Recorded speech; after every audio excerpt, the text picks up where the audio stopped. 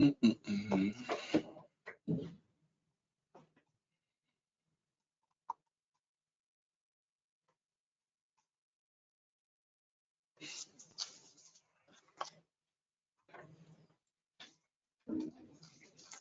Bonjour, est-ce que vous m'entendez? Oh, ouais, Allô? parfait, on vous entend. Vous m'entendez? Très bien. Super, moi je suis Loïc, c'est moi qui ai ouvert la vidéo, donc normalement ça devrait fonctionner. Très bien. Est-ce que vous pouvez nous répondre aussi les autres, là, voir si vous entendez bien? Il n'y a pas encore tout le monde qui est attendu, là, hein, je pense. Tout à fait. Merci. En tout cas, j'ai vu qu'il y avait 19 personnes d'attendues. J'attends de voir. Bon, laisser aux gens le temps de se connecter. Après, les gens peuvent rentrer dans la présentation sans forcément qu'on soit obligé de les accueillir, j'imagine, ou comment ça se passe? Ouais, c'est ça, c'est mieux que Zoom. Normalement, il n'y a pas besoin de faire quoi que ce soit. Ils vont C'est arriver mieux. tout seuls. Très bien. Et voilà. Ok. Moi, je vois que les micros des étudiants sont coupés. C'est pas Ouais. moi qui ai la main là-dessus, hein. Ils peuvent, quand ils le veulent, Alors, activer leur micro s'ils le souhaitent, hein. alors, je crois Il y a marqué son qu'effectivement. coupé par le participant. Donc, enfin, que ça soit pas moi qui les empêche de parler, en fait. C'est plus ma question. Je pense Ouais, il y a pas, des hein. sons il y a des trucs qui sont aussi coupés par l'organisateur. En fait, il faut cliquer dessus pour que ce soit juste le participant qui coupe le son. D'accord. Ouais, mais moi, il se passe pas grand-chose quand je clique dessus. Non, c'est très, très joli comme dispositif. Il y a beaucoup, beaucoup de cases, beaucoup C'est plus que ça. d'habitude. Si regardez, j'ai réussi à activer Wissam. Je sais pas, il y en a qui sont devenus verts, je crois. Ouais, ouais, ouais. Il y a Wissam qui est vert. Il y Ouais, a. je vous entends très bien. Bon, bah Et parfait. c'est toi qui as activé ton micro ou est-ce que c'est nous qui te l'avons activé? Non, non, c'est toi qui me l'as activé, Loïc, et après j'ai pu cliquer dessus Ah, pour formidable. parler. Donc normalement, je Ouais, pense que donc, si on ouais, je vais essayer de les activer manuellement. Et voilà. Et après, c'est à eux de couper leur son. Et si par hasard il y a un bruit qui intervient, du coup, on peut ouvrir tous les sons. d'accord, très bien. J'ai l'impression d'avoir le. Pardon. Excuse-moi, j'ai fait une mauvaise manip là, je crois. C'est bon, c'est Ouais, reparti. parce que là, ça passe. Nickel. Bon, j'arrive pas à activer tous les participants en même temps, mais voilà. Une fois qu'on leur donne la main, après, on verra bien si c'est grésille, mais il y a pas de raison. Ok, parfait.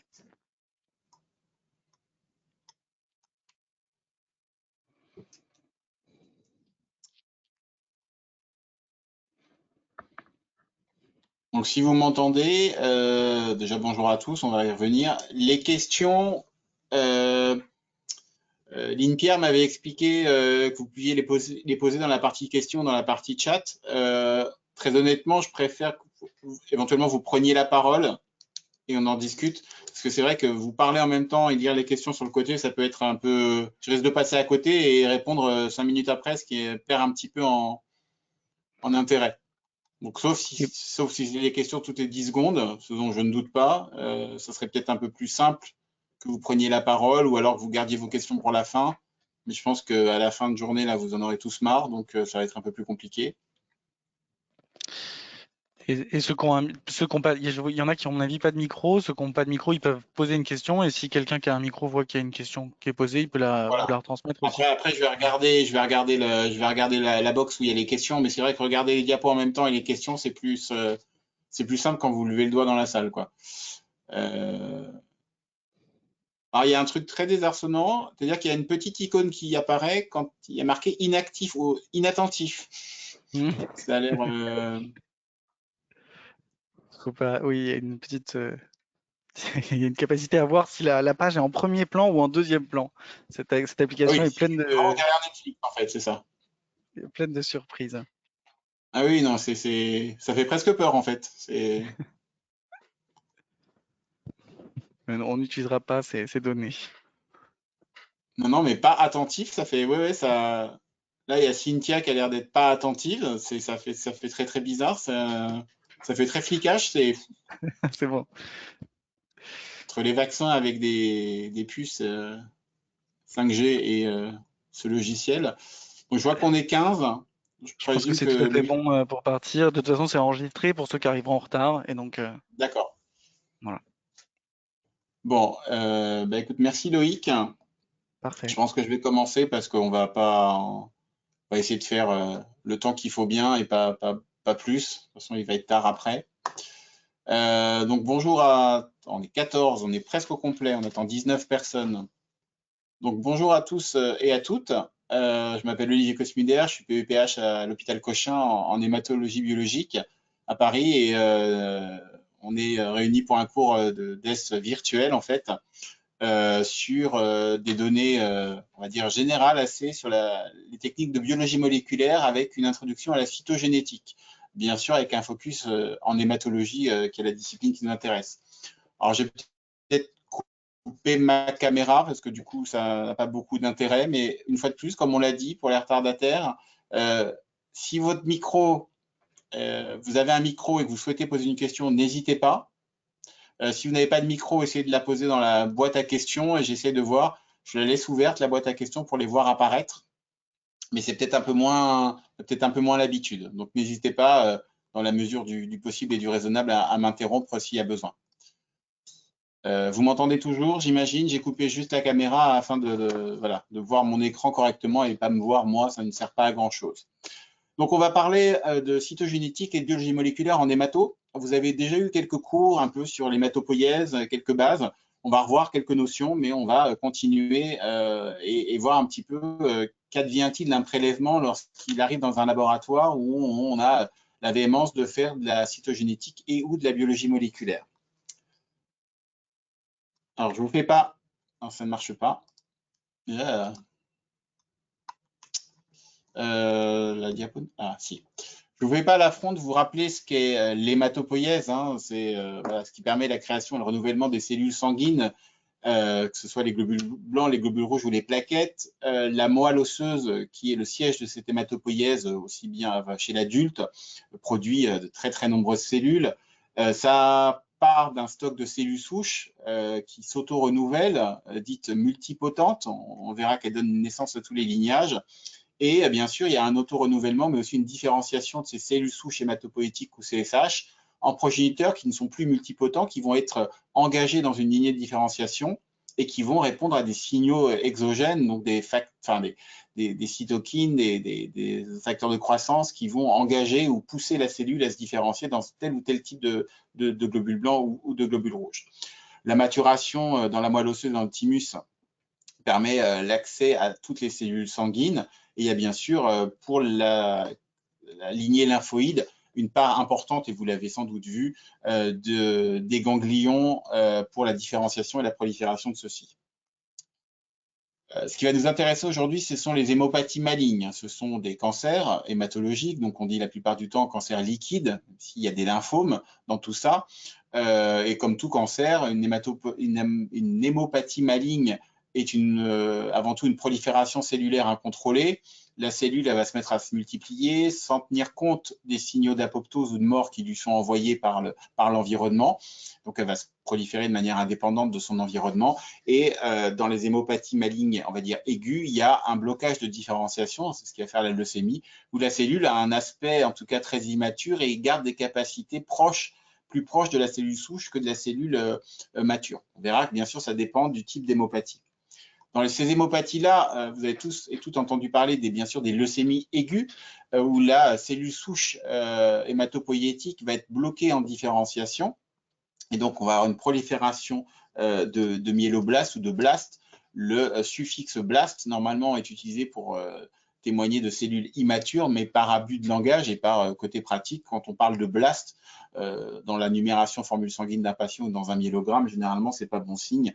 Bon, faut-il encore prouver qu'ils sont pathologiques et on va s'y employer avec les techniques de biologie moléculaire. À côté de ça, vous avez d'autres hémopathies,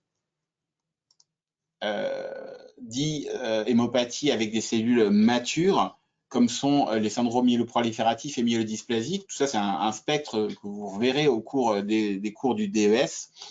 Et voilà, on a à ce moment-là prolifération de cellules matures engagées dans une voie de différenciation sous la plupart du temps, et vous le reverrez, sous le joug d'anomalies moléculaires spécifiques ou pas de lignée. À côté de ça, vous avez, on l'a évoqué rapidement, les leucémies, les lymphomes lymphoblastiques, où là, c'est le contingent lymphoïde qui est impacté avec, bien sûr, toujours pareil, le caractère leucémique, c'est lorsqu'une cellule prolifère et garde un caractère immature, donc il y a un blocage de différenciation. Et les lymphomes lymphoblastiques, on a d'autres types d'anomalies, toujours moléculaires. Et on complète ça avec, c'est une overview un peu générale, par les leucémies et les lymphomes.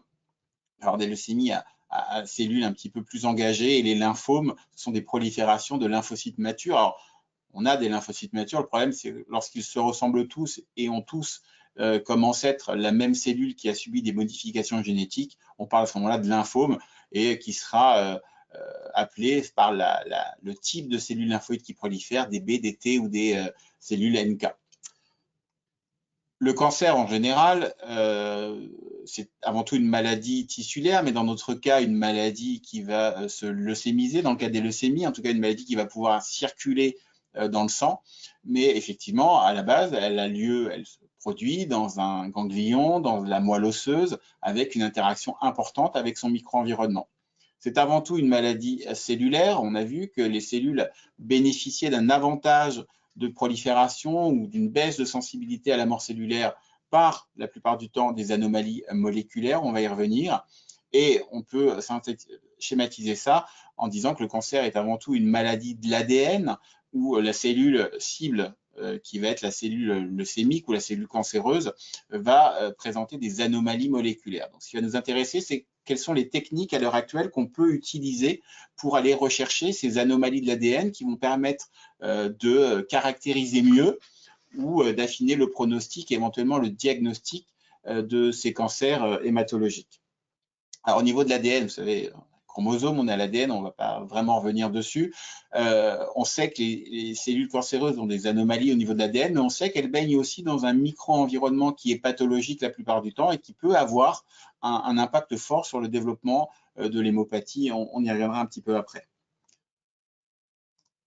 La transformation d'une cellule normale en cellule tumorale, et là je mets ma casquette de biologiste moléculaire avec une affinité pour la cytogénétique, bien sûr, c'est avant tout des anomalies de l'ADN avec des anomalies chromosomiques qui sont acquises. Là, on parle de cancers qui apparaissent au cours de la vie du patient. On ne va pas vraiment aborder les hémopathies constitutionnelles, même si les méthodes de détection des anomalies sont les mêmes.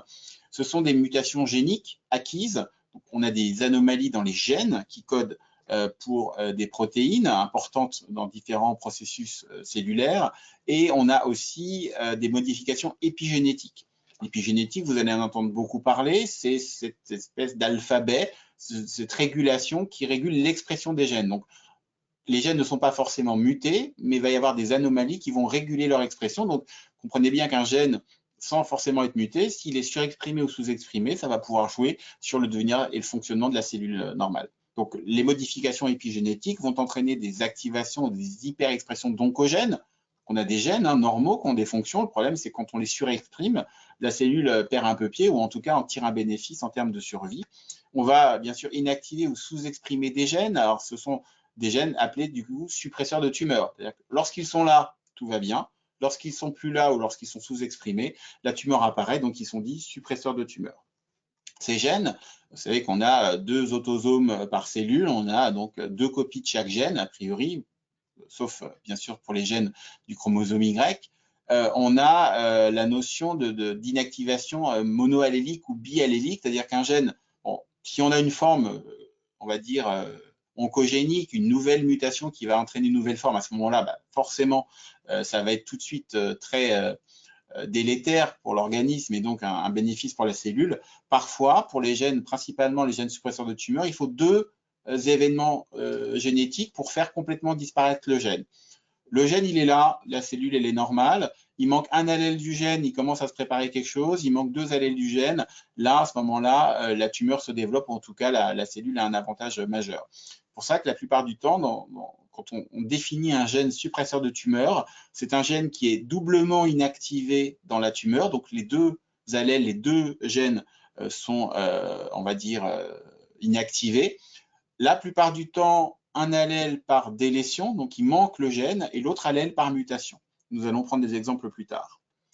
Donc là, on est dans le concept, compris qu'au niveau du cancer, on a des anomalies de l'ADN et on va les rechercher par différentes techniques. Lorsque vous serez amené à faire des prélèvements dans le cadre de la prise en charge de vos patients porteurs, en tout cas suspects d'hémopathie, myéloïde ou lymphoïde, j'ai envie de dire, peu importe. La base, c'est le prélèvement. Le prélèvement, alors, la plupart du temps, ça peut être du sang, si les cellules circulent. C'est quand même très pratique en hématologie de pouvoir rechercher des anomalies sur une simple prise de sang ou sur un simple myélogramme. Le geste est invasif, vous le connaissez, mais ça reste quand même quelque chose d'accessible, en tout cas facilement. Dans certains cas, et pour les maladies lymphoïdes avec envahissement des ganglions, sur un aspect d'adénopathie suspect, on va pouvoir avoir accès à des cellules suite à des biopsies ganglionnaires, plutôt des biopsies que des ponctions. Les ponctions sont un tout petit peu plus délicates, mais en tout cas, ça se fait via le laboratoire, via l'hématologue, le radiologue, le chirurgien en fonction de la localisation. Pour une prise de sang ou un myélogramme, entre guillemets, le laboratoire ou l'hématologue suffit, le radiologue et le chirurgien, ça va vraiment être souvent pour soit des moelles difficiles d'aspect, mais avant tout des ganglions qui peuvent avoir des localisations particulières et pour faire correctement le geste. Il faut avoir des cellules en bon état, des cellules de bonne qualité. Donc, tout ce qui va être prélèvement va être très, très important. Alors, ce n'est pas spécifique à la biologie moléculaire, mais pour pouvoir faire de la bonne biologie derrière, il faut des bons prélèvements. C'est vraiment, comme vous le voyez ici, la porte d'entrée de ces analyses. Donc, on a des cellules ou du tissu qui est regardé au microscope, enfin schématiquement. Maintenant, on a d'autres types de machines que le microscope, mais ça reste encore la technique la plus utilisée. Alors, en cytologie, dans les laboratoires d'hématologie, pour regarder l'aspect des cellules, la cytologie, c'est quand même très, très simple. Si elle est facile, mais la plupart du temps, les cellules parfois sont un peu compliquées à identifier. C'est pour ça qu'on a des alternatives. Alors, on a bien sûr tout ce qui va être analyse en cytométrie en flux, qu'on évoquera rapidement, mais aujourd'hui, on est là pour parler de la biologie moléculaire et donc du chromosome. Le chromosome en entier va être étudié la plupart du temps dans les laboratoires de cytogénétique. Et on verra que la cytogénétique peut aller du chromosome entier vers des régions beaucoup plus restreintes. Et vous savez que lorsqu'on s'approche, on zoome sur le chromosome, on arrive sur l'ADN, on va dire base par base, on a 4 bases, quelque chose de relativement simple, la TGC qui code pour l'ensemble de nos gènes. Et tout ça, ça va être évalué, en tout cas la présence d'anomalies sur ces acides nucléiques va être évaluée par les techniques de biologie moléculaire qu'on va détailler par la suite.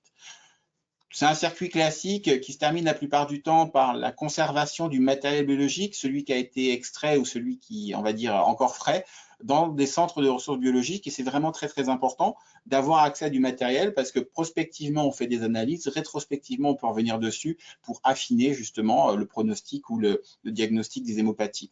Toute cette partie-là va être à la charge de biologistes et d'anatomopathologistes qui vont réaliser les différentes techniques.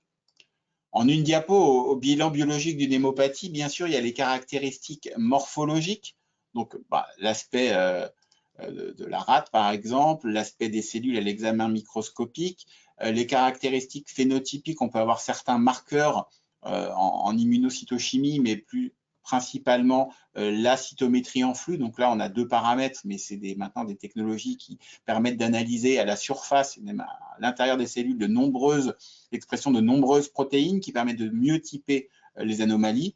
On va parler aujourd'hui des caractéristiques génétiques des tumeurs avec, au premier plan, le karyotype qui va être important et souvent décisif pour pouvoir typer correctement la pathologie, la biologie moléculaire et la fiche. Alors la fiche, on regarde les anomalies de nombre, de translocation au sein des chromosomes. Ça, c'est une cellule et les points correspondent à des sondes. Nous allons revenir dessus. C'est la fluorescence in situ.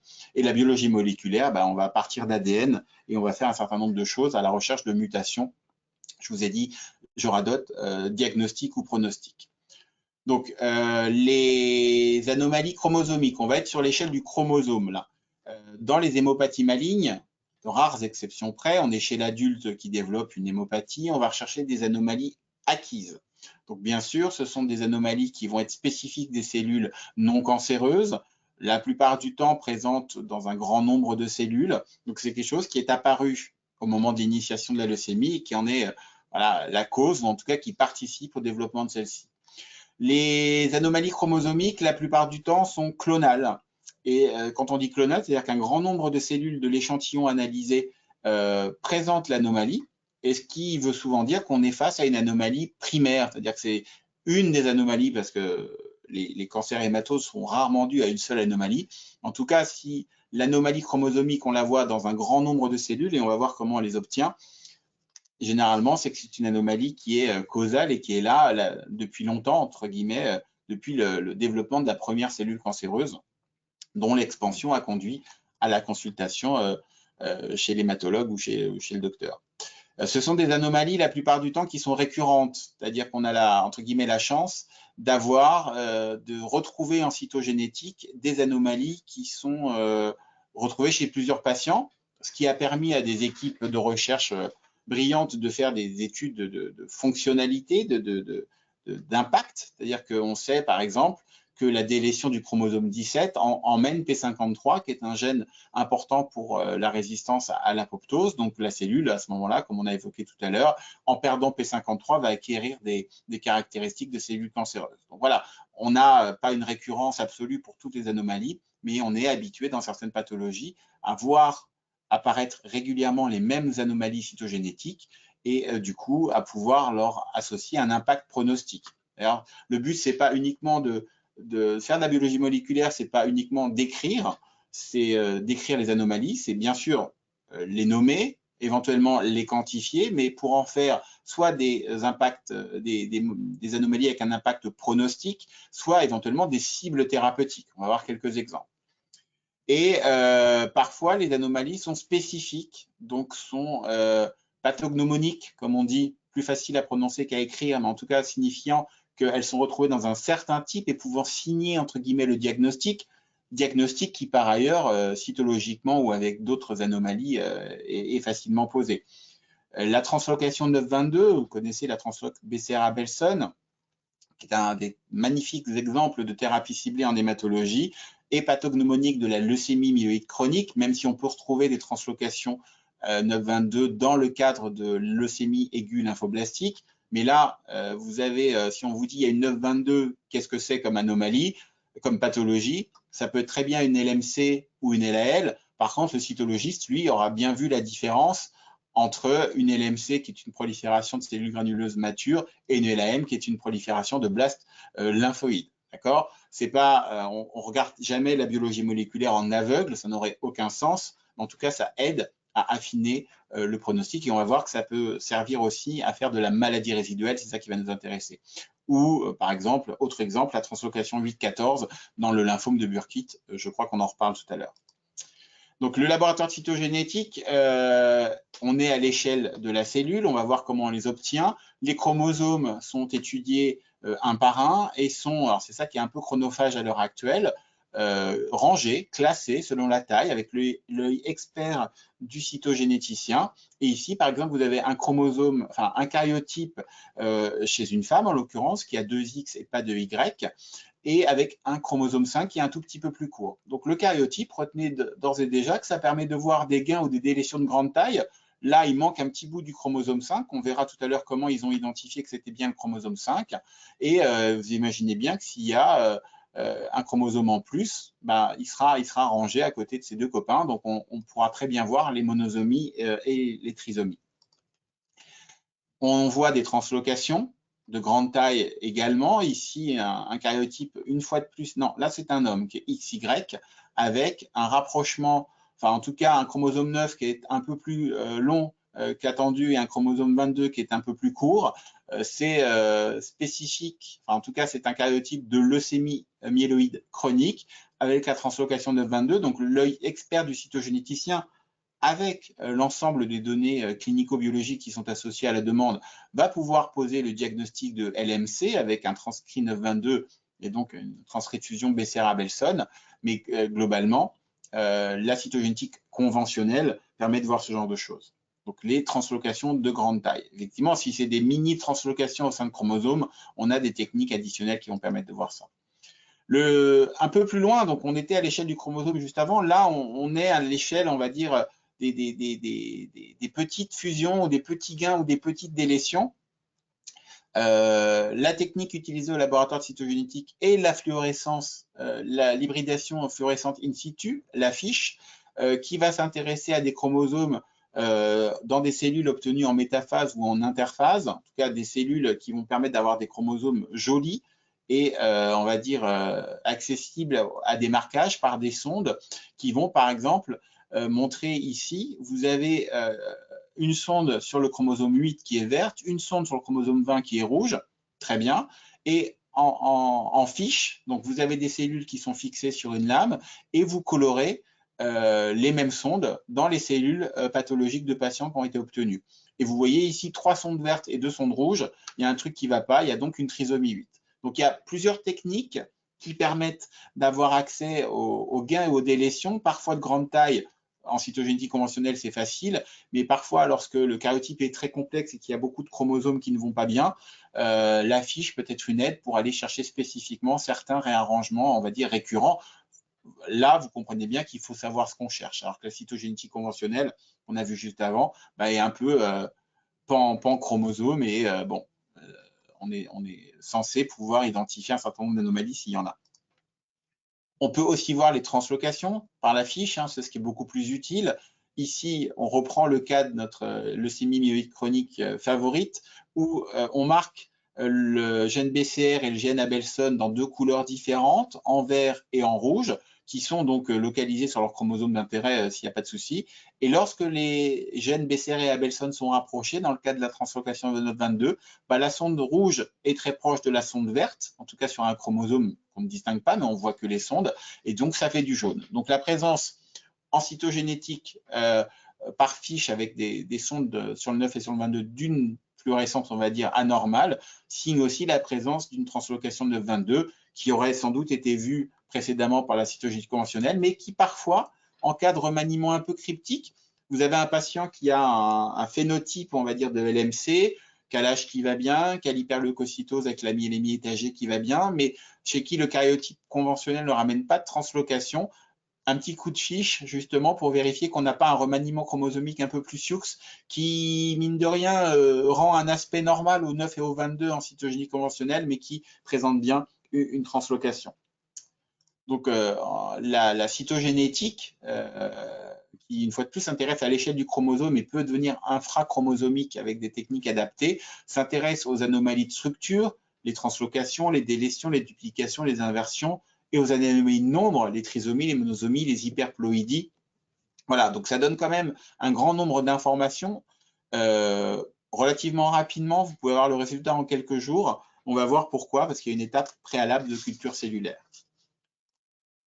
Les différents outils pour aller jusqu'au gène, donc on a vu le karyotype, la cytogénétique conventionnelle, on parle en mégabases, d'accord, on va dire de résolution, donc on est aux alentours de 10 à 15 mégabases, millions de paires de bases, c'est énorme, mais retenez qu'on est à l'échelle du chromosome principalement et que lorsqu'on descend en dessous, on peut utiliser la fiche ou des SNP et des CGH qui sont des techniques qui vont permettre d'aller chercher des remaniements infrachromosomiques, mais qui ne sont pas forcément utilisés encore à l'heure actuelle en routine, ça dépend des pathologies. En tout cas, en hématologie, c'est relativement rare, mais qui permettent d'affiner, on va dire, l'état du génome de la cellule tumorale afin, une fois de plus, d'améliorer le pronostic des patients. Et puis après, et là, on anticipe sur la suite, on va jusqu'au séquençage. Donc là, on est sur plusieurs millions de paires de bases et là, on est à la base près. On verra que le séquençage de l'ADN va permettre d'identifier, là, pour le coup, des anomalies des gènes, donc vraiment des mutations ponctuelles. Un petit peu de technique, je sens que vous avez envie de voir ça. Le karyotypotechnique, c'est donc une analyse globale du génome. Il faut mettre en culture des cellules tumorales, des cellules hémato. En tout cas, la plupart du temps, il faut des cellules de moelle. Ce sont les seules cellules qui vont être capables d'aller proliférer correctement dans les conditions de culture. Si on a des cellules mortes, vous comprenez bien qu'avec un prélèvement qui a traîné ou un prélèvement mal fait, globalement, il n'y a pas de mise en culture. Alors, on peut extraire de l'ADN et éventuellement faire du séquençage, ça, il n'y a pas trop de problème. Faire de la CGH, on va y revenir, mais faire de la cytogénétique conventionnelle, avoir un joli karyotype, il faut des cellules vivantes, d'où l'intérêt de la bonne nature du prélèvement dont on a parlé tout à l'heure. Il faut bloquer, une fois que les cellules ont proliféré, alors je ne vais pas proliférer des semaines, hein, on les fait proliférer 24 ou 48 heures, mais faut-il encore qu'elles restent vivantes en culture afin de pouvoir faire une mitose, vous savez, cette division. Et lorsque la cellule se divise en mitose, va se diviser, elle a des jolis chromosomes qui vont être exploitables en cytogénétique conventionnelle. Et donc là, c'est un travail qui est, bon, il y a des automatisations maintenant, mais qui reste encore très manuel et très chronophage.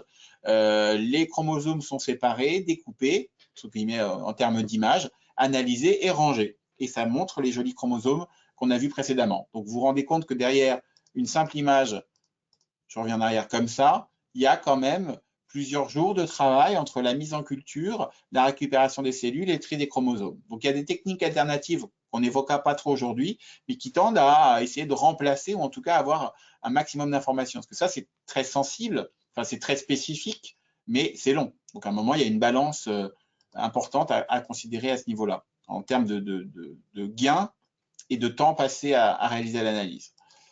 Alors, le principe est simple, hein, il y a un prélèvement, on ne va pas revenir dessus, il y a une mise en culture. Alors, les conditions de culture diffèrent un tout petit peu en fonction de la pathologie qui est explorée.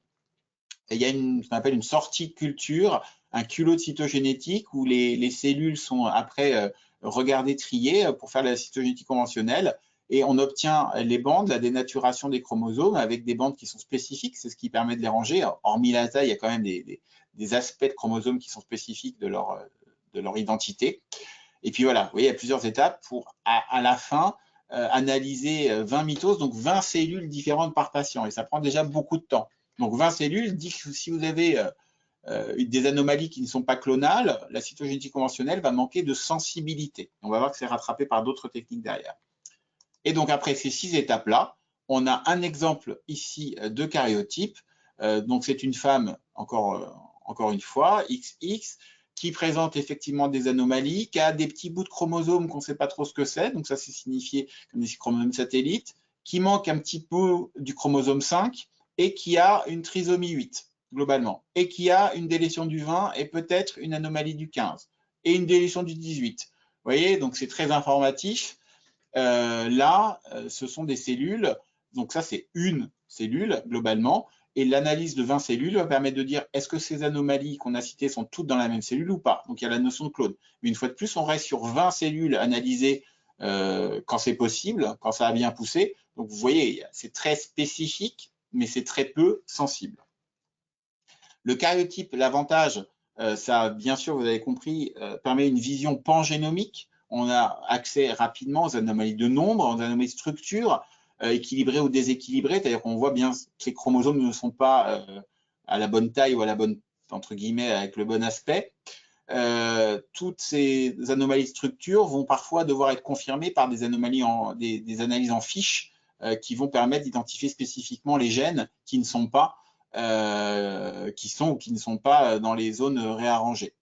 Alors, permet de suivre l'évolution clonale, ça se discute, c'est-à-dire qu'effectivement, on voit le clone majoritaire, les sous-clones, c'est-à-dire que s'il y a la présence dans les cellules cancéreuses, les cellules leucémiques, d'un clone qui a, lui, acquis la délétion du 17, il faut avoir la chance de le voir sur les 20 cellules qu'on a analysées. Donc voilà, la notion de sous-clone, on estime la sensibilité de la cytogénétique conventionnelle à 30% à peu près, ce qui fait que, voilà, on peut voir une anomalie dans une cellule parmi 20, mais voilà, ça reste quand même un petit peu parfois tricky de conclure sur l'aspect sous-clonal. Mais si on voit à un instant T dans la prise en charge d'un patient une anomalie dans une mitose ou 2 mitoses sur 20 et que vous prélevez un karyotype 6 mois plus tard et que l'anomalie est présente dans 18 mitoses sur 20, vous pouvez dire qu'il y a une évolution de ce patient. Généralement, l'évolution clinique ou les autres paramètres vous indiquent la même chose, mais en tout cas, c'est un argument de plus.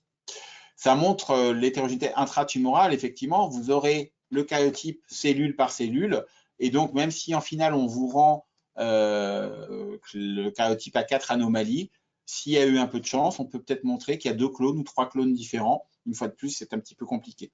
ça reste à ce jour la méthode de référence pour l'analyse pangénomique des variations, je vous dis, de nombre de structures en hématologie, mais aussi dans les autres disciplines. Alors, il y a des contraintes. L'échantillon, il faut avoir un grand nombre de cellules au départ. Alors, on vous dit qu'on vous en rend 20, mais il en faut 20 à 30 millions au départ. Alors, ça ne fait pas un rendement de folie, je vous l'accorde, mais globalement, c'est parce qu'il y a pas mal d'étapes de lavage, de mise en culture, qu'il y a un peu qui crève. Et donc, du coup, en final, on ne peut pas, sur une goutte de sang, faire une cytogénétique. En tout cas, conventionnelle. On va voir qu'il y a d'autres techniques. Si on part uniquement sur l'analyse de l'ADN, on va pouvoir faire des choses, mais retenez que effectivement, le laboratoire, si vous avez fait de votre mieux pour prélever une moelle ou un ganglion, va peut-être vous appeler pour vous dire qu'il y a eu un échec de culture. Vous vous souviendrez à ce moment-là que ce mardi soir, on avait discuté de ça. Bah, c'est la culture des cellules qui n'a pas permis de faire des mitoses. Après, est-ce qu'on pourra rien faire en termes de biologie moléculaire dessus? La réponse est non, mais pour la cytogénétique conventionnelle, ça va être un peu compliqué. Il faut que les cellules soient vivantes. Vous avez bien compris qu'il fallait qu'elles se multiplient. Donc, si elles sont mortes en arrivant au laboratoire, bah, il ne se passera pas grand-chose. Vous aurez un échec de culture. Alors, pas pour la même raison, mais vous aurez un échec de culture quand même, et la conséquence est la même.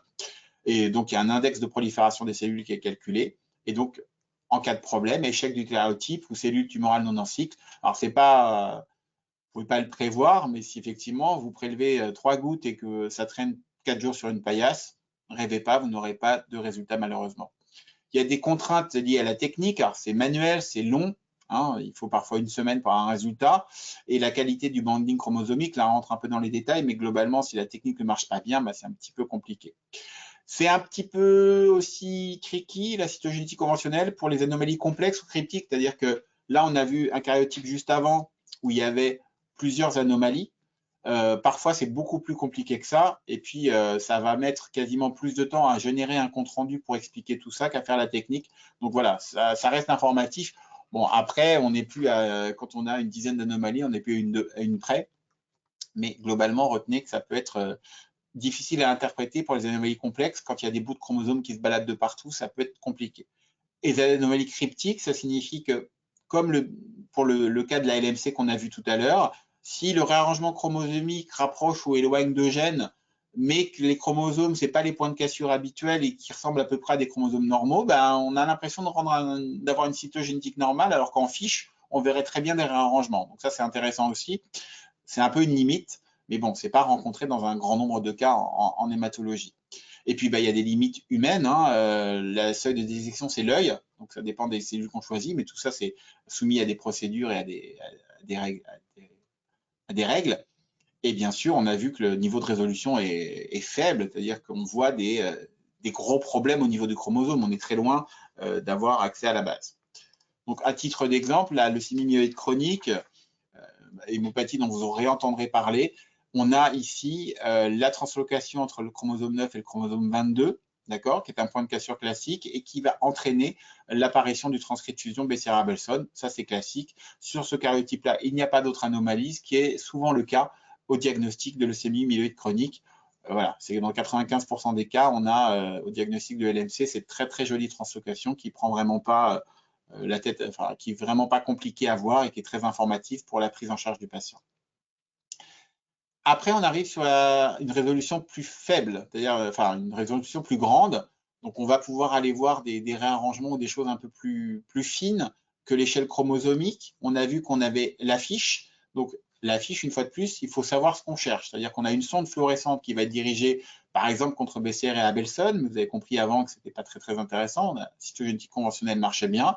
Mais voilà, si on veut voir un réarrangement du gène MYC ou un arrangement, une délétion du gène P53, on a des sondes qui sont dirigées contre le chromosome 8, contre le chromosome 17, spécifiques du gène, et on allume le gène. Donc, si tout va bien, normalement, on a 2 gènes.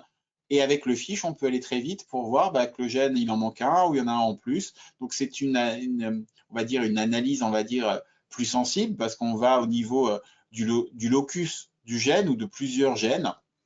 Voilà. L'avantage, c'est que ça peut se faire sur les culottes cytogénétiques. On s'affranchit de l'étape de tri des cellules. Donc, on a des cellules, elles sont culottées, on les marque avec une sonde spécifique de ce qu'on cherche et on peut voir. Donc, ça marche sur des culottes cytogénétiques, ça marche sur des appositions, lorsque des cellules ont été de la tumeur, de la moelle ou du ganglion ont été posées sur une lame. Donc, ça nécessite un préanalytique un peu robuste.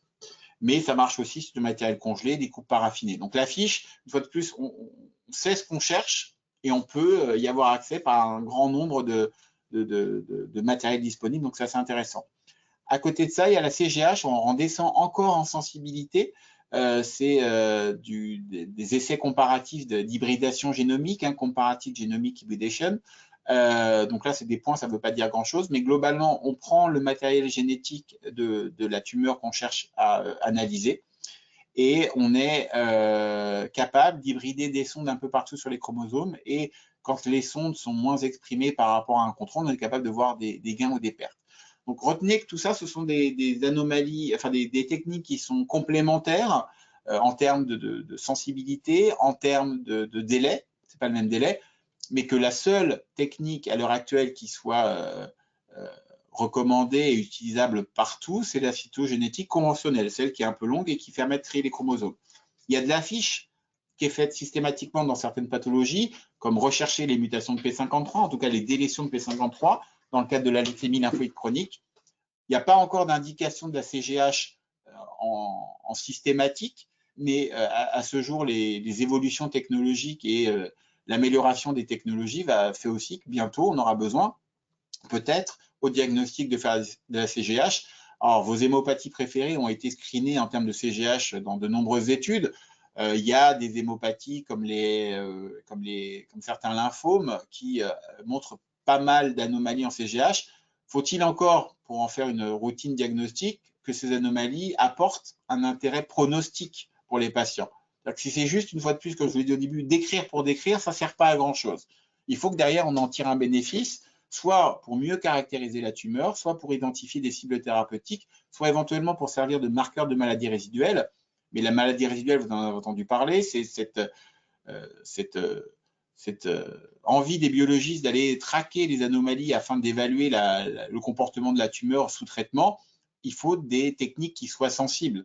Si on a quelque chose qui est sensible à 20%, on ne va pas voir mieux que regarder au microscope la présence des cellules pathologiques. Donc voilà, ça, une fois de plus, ce n'est pas faire de la biologie pour faire de la biologie, c'est faire de la biologie pour aider à la prise en charge, à terme évaluer la maladie résiduelle, mais pourquoi pas, on le verra, affiner le pronostic des patients. La fluorescence in situ, l'affiche, c'est ça, hein, on a un chromosome, il est dénaturé, on cherche le gène avec une sonde d'ADN ou le locus avec une sonde d'ADN qui nous intéresse, et normalement quand il s'allume, tout va bien, et quand il ne s'allume pas, c'est qu'on a une copie en moins, ou quand il s'allume trop, une copie en trop, donc on a la notion de nombre qui s'allume, bien sûr, enfin qui est accessible, mais également la notion de translocation, comme on l'a vu avec l'exemple tout à l'heure. Il y a 3 intérêts principaux à la fiche. Ça peut aider à confirmer une anomalie suspectée ou détectée au karyotype. Deux techniques valent mieux qu'une, hein, surtout qu'il y a quand même parfois des implications thérapeutiques. Détection d'une anomalie cryptique, ça vous l'avez compris depuis tout à l'heure, hein, quand elle n'est pas détectée au karyotype, mais on a une forte suspicion clinique de présence, par exemple, de translocation BCR-Abelson.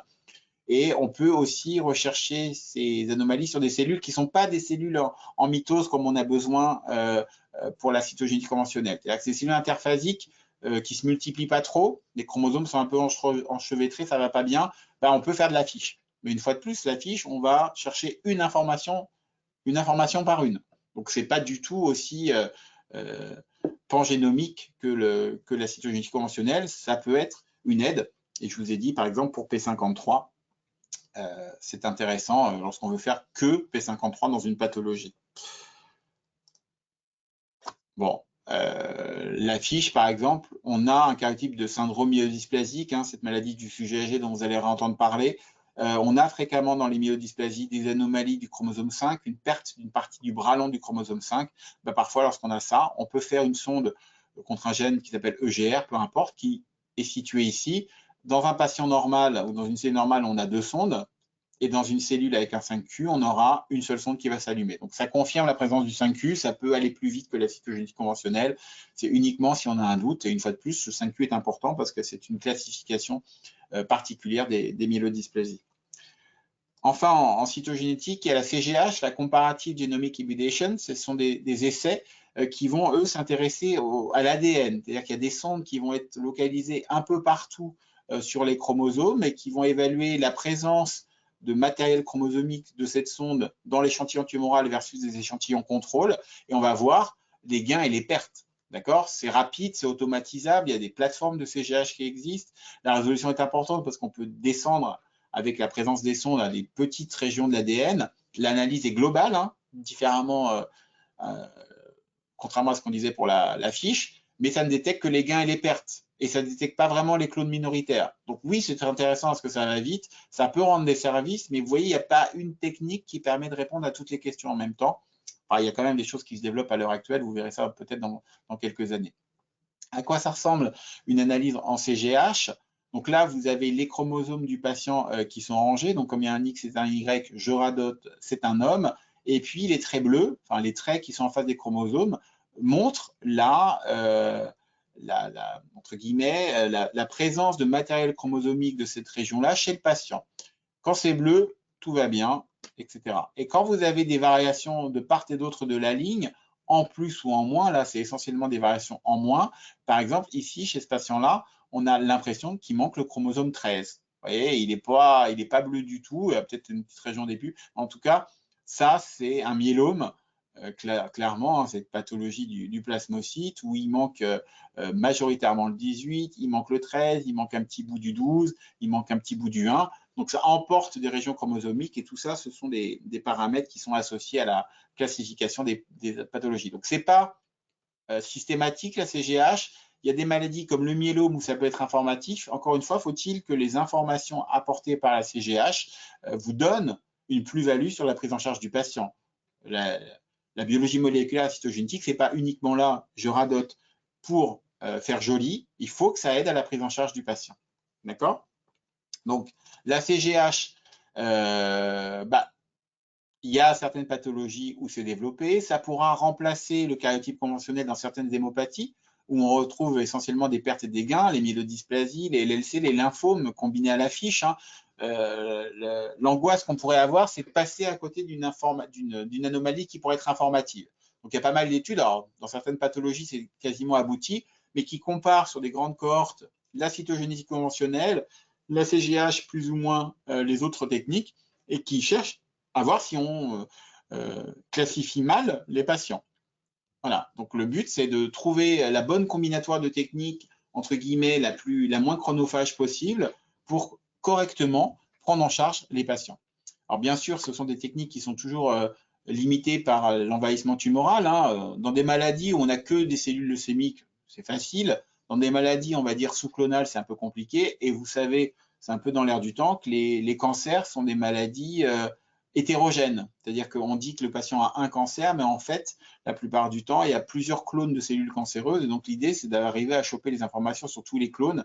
Et ces techniques-là ne sont pas complètement robustes pour y arriver. Alors, vous entendez parler du NGS ou de la NGS, ça dépend du séquençage nouvelle génération. C'est comme le ou la Covid, hein, c'est féminin ou masculin, ça dépend des gens.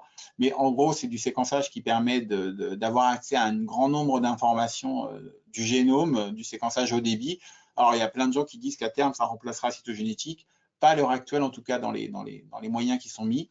Il y a des technologies un peu innovantes, type BioNano, dont on pourrait reparler, qui sont intéressantes pour aller un peu plus loin dans cette prise en charge-là, en tout cas pour combiner tout ça, qui combine, on va dire, séquençage pan-chromosome, mais c'est encore des choses qui sont en évaluation. Toujours pareil, je vous explique, hein, je vous ai dit, le but, c'est d'avoir la technique qui permet de rendre le même message, ou en tout cas le même service à la prise en charge des patients que la technique initiale. Donc ça, c'est intéressant.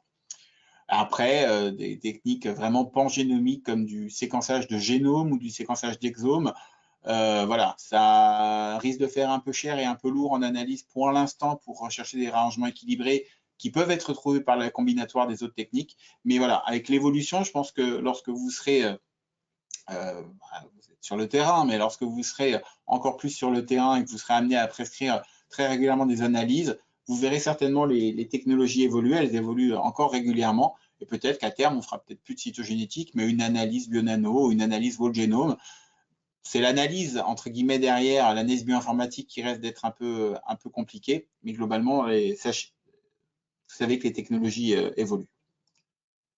Alors, en cytogénétique, globalement, et on va parler un peu de biologie moléculaire après, Il y a des analyses globales, c'est le karyotype. Si le karyotype n'est pas possible, parce que les cellules n'étaient pas en bon état ou qu'il y avait un échec de culture, bah, vous faites de l'affiche. Alors c'est ciblé, il faut savoir ce que vous cherchez.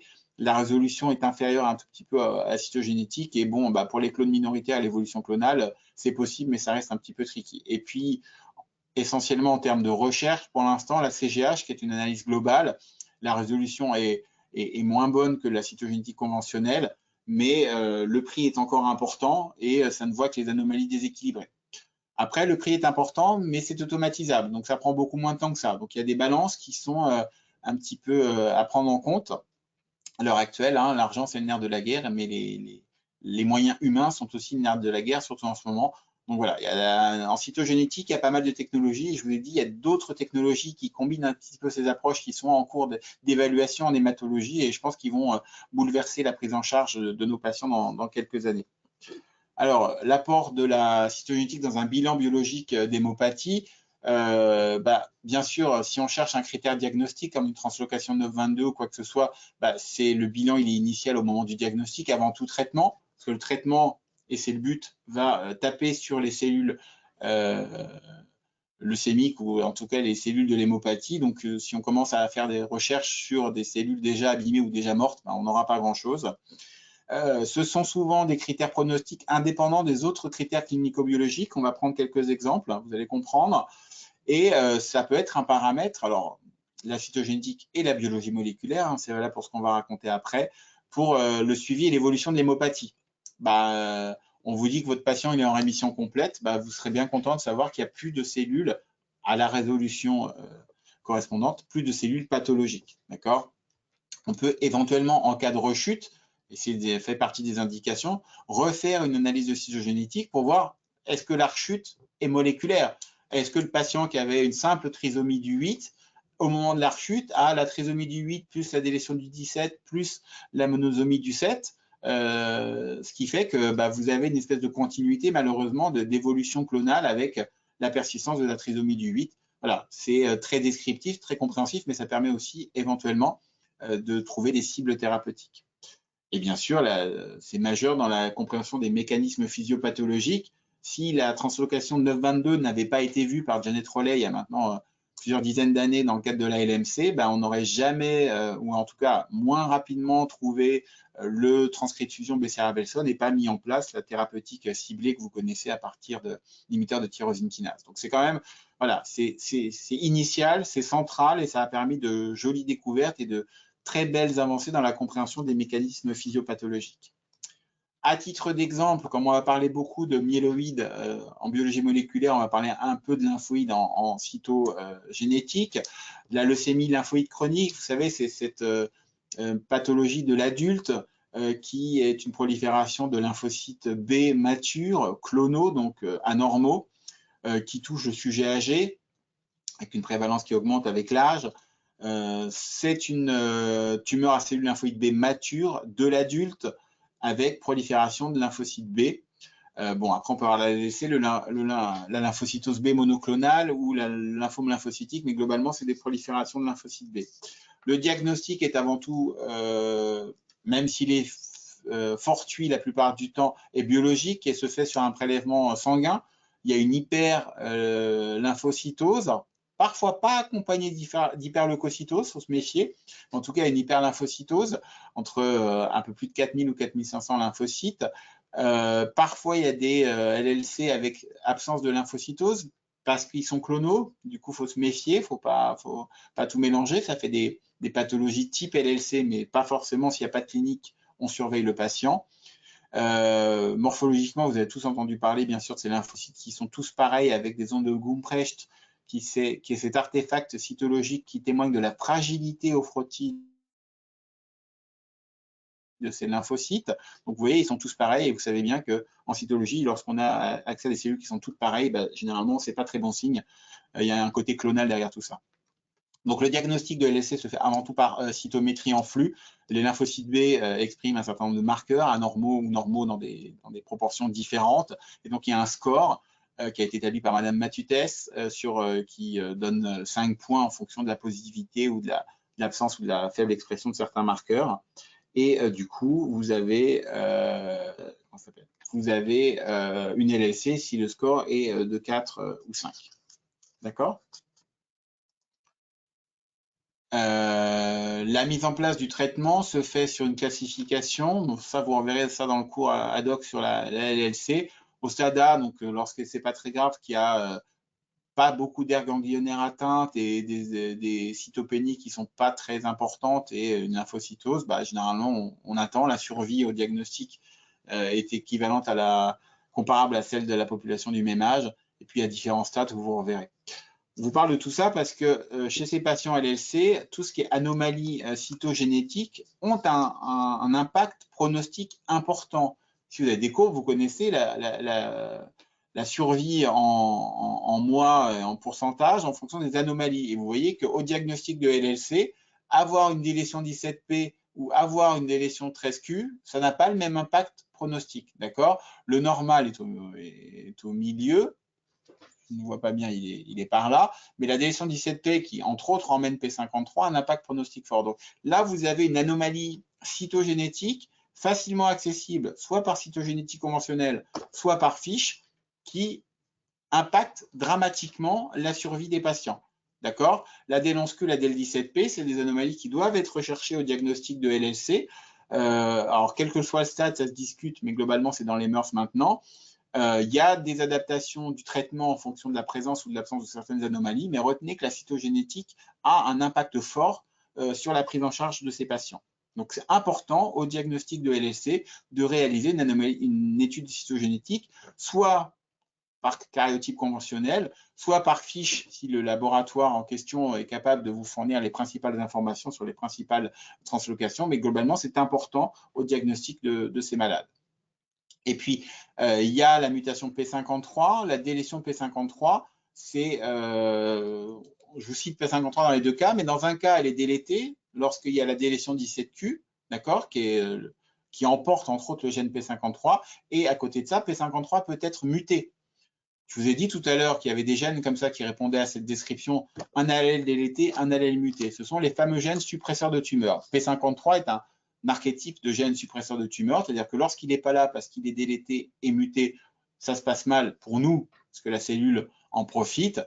Après, vous entendrez parler de P53 en tant qu'oncogène, parce que lorsqu'il est muté, il peut acquérir des nouvelles capacités. Mais retenez que dans la LLC, il y a souvent des doubles inactivations de P53 par délétion et par mutation. Donc là, on a des courbes différentes et que tout ça a un impact sur la prise en charge du patient.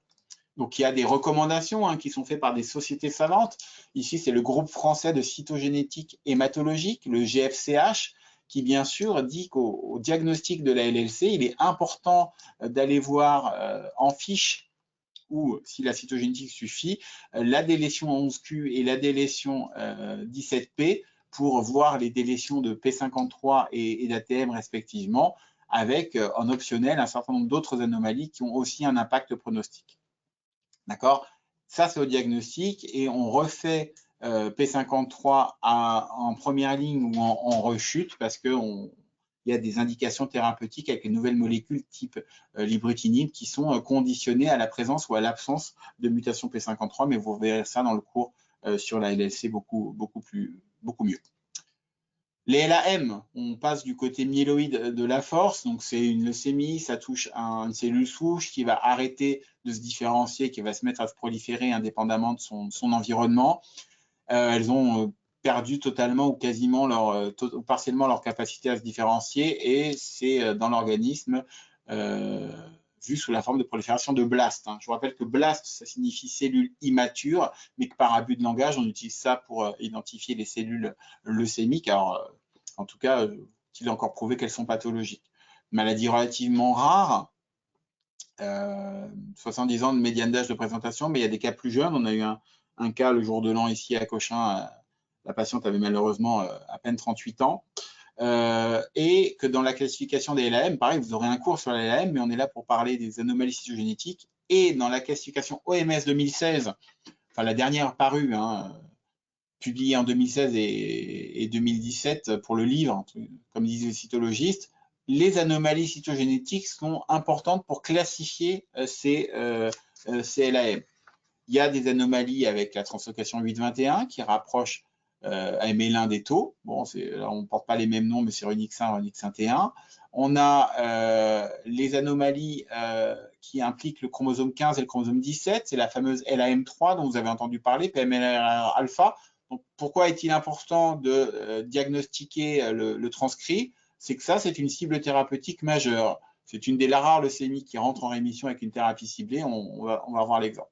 En tout cas, retenez qu'il y a énormément d'anomalies cytogénétiques conventionnelles qui sont retrouvées chez ces patients, qui sont donc des anomalies récurrentes et qui ont pignon sur rue pour impacter plus ou moins favorablement le pronostic et la réponse au traitement.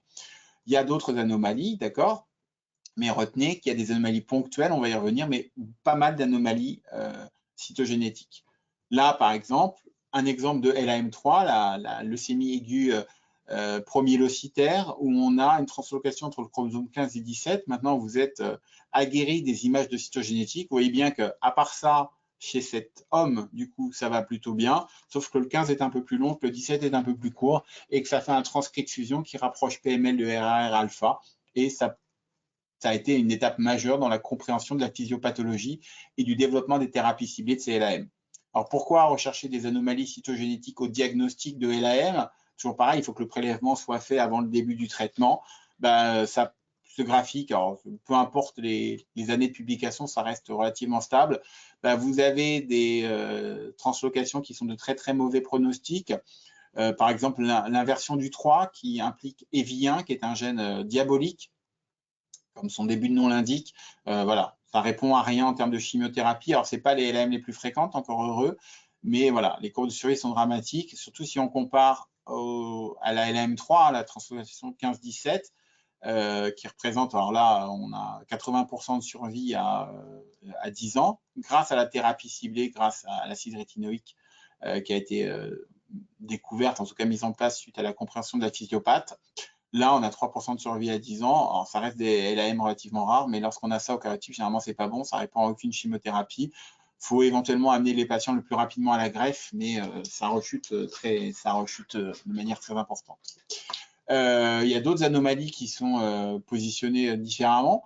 Il y a l'anomalie, il n'y a pas la cytogénétique normale ici, c'est embêtant. Mais une cytogénétique normale c'est pas ici, hein, c'est pas à 100% de survie, c'est intermédiaire. Vous comprenez bien que la découverte d'une anomalie cytogénétique qui entraîne la mise en place d'une thérapie ciblée améliore dramatiquement, enfin améliore favorablement, c'est pas un drame, au contraire, la survie des patients. Donc, c'est vraiment ces anomalies qui ont permis de comprendre la physiopathe des pathologies, ont permis d'améliorer la survie parce qu'il y a des traitements, alors, pas pour tous, hein, bien sûr, mais des traitements qui ont été mis en place. Au cariotype, dans les LAM, alors on a un certain nombre de choses. On a 50% des cas des LAM qui ont un cariotype normal, pas loin. À côté de ça, du coup, quand le cariotype est normal, on fait les mutations somatiques. Donc, on va la deuxième partie de topo, et on peut distinguer différents types de pronostics de patients en fonction de l'apparition de certaines mutations. Il y a des anomalies complexes, il y a des réarrangements chromosomiques qui sont, on a vu, pronostics, hein, inclus dans la classification, puis il y a d'autres anomalies qui sont de pronostics intermédiaires. Donc, retenez que là, on a pris la LLC et la LM en exemple, mais c'est valable dans quasiment toutes les hémopathies chroniques ou aiguës. Les anomalies cytogénétiques ont un impact sur le pronostic des patients et parfois orientent vers une prise en charge thérapeutique qui est meilleure. Donc la cytogénétique au diagnostic, c'est capital. Il faut un bon prélèvement. Il faut bien sûr travailler en bonne intelligence avec le laboratoire de cytogénétique pour qu'il puisse orienter les recherches en fonction du contexte clinico-biologique. On n'envoie pas des cellules comme ça en disant cariotype. Ils peuvent orienter déjà le milieu de culture des cellules et ils peuvent orienter les recherches par fiche, par exemple, en fonction du contexte clinique. Donc, il faut vraiment avoir un bon contact avec le laboratoire pour avoir une information de très bonne qualité. On revient sur notre petit prélèvement que vous avez fait, qui est de très bonne qualité, du sang, de la moelle, du ganglion, qui a été analysé, qui a été analysé au niveau cytogénétique. Et on va arriver au niveau de l'ADN, on va arriver au niveau de la biologie moléculaire. Donc là, on arrive au niveau du génome. Je ne vais pas à la fin que vous rappeler que le génome, c'est le mot qui dessine l'ensemble de l'information héréditaire d'un organisme présent dans chaque cellule, et donc sur les chromosomes, hein, ça on est d'accord. que le support matériel d'information, c'est l'ADN qui va être transcrit en ARN. On en parle beaucoup avec le vaccin Covid en ce moment. Et c'est l'ADN qui s'intègre, qui est la base de l'information. L'ARN est une phase transitoire qui va permettre de donner naissance aux protéines après traduction. Je vous passe les formules chimiques des bases. J'ai envie de dire, peu importe, c'est la double hélice. Vous en avez toujours tous entendu parler. Dans les différentes étapes, Watson Crick et Rosalind Franklin, qu'on oublie souvent, cette femme merveilleuse, ont permis de décrire l'aspect en double hélice de l'ADN au milieu des années 50 du siècle dernier. Et puis, on a mis en place, enfin, moi je ne suis pas né non plus, mis en place un certain nombre de techniques, là j'ai commencé à être né, qui ont permis d'analyser les gènes à l'échelle de la base. Donc là, on est vraiment à l'échelle des ATGC qui se suivent. On a un génome de référence qui a été établi dans ces années-là, et puis on séquence des gènes à la recherche d'anomalies dans l'ADN des cellules que vous avez prélevées, des cellules tumorales de sang, de moelle ou de ganglion. Donc, le séquençage, donc avoir accès au code génétique, à la séquence des gènes de votre prélèvement. Alors, au début, il y avait des séquences, on va dire des Monsieur Sanger, du Sanger Institute, maintenant, qui porte son nom en Angleterre, voilà, c'est des techniques, on va dire, manuelles et très spécifiques, parce qu'on séquence vraiment le gène qui nous intéresse. Donc, on ne peut pas être plus spécifique que du séquençage Sanger. Par contre, on n'est pas très sensible parce qu'on séquence un bulk d'ADN.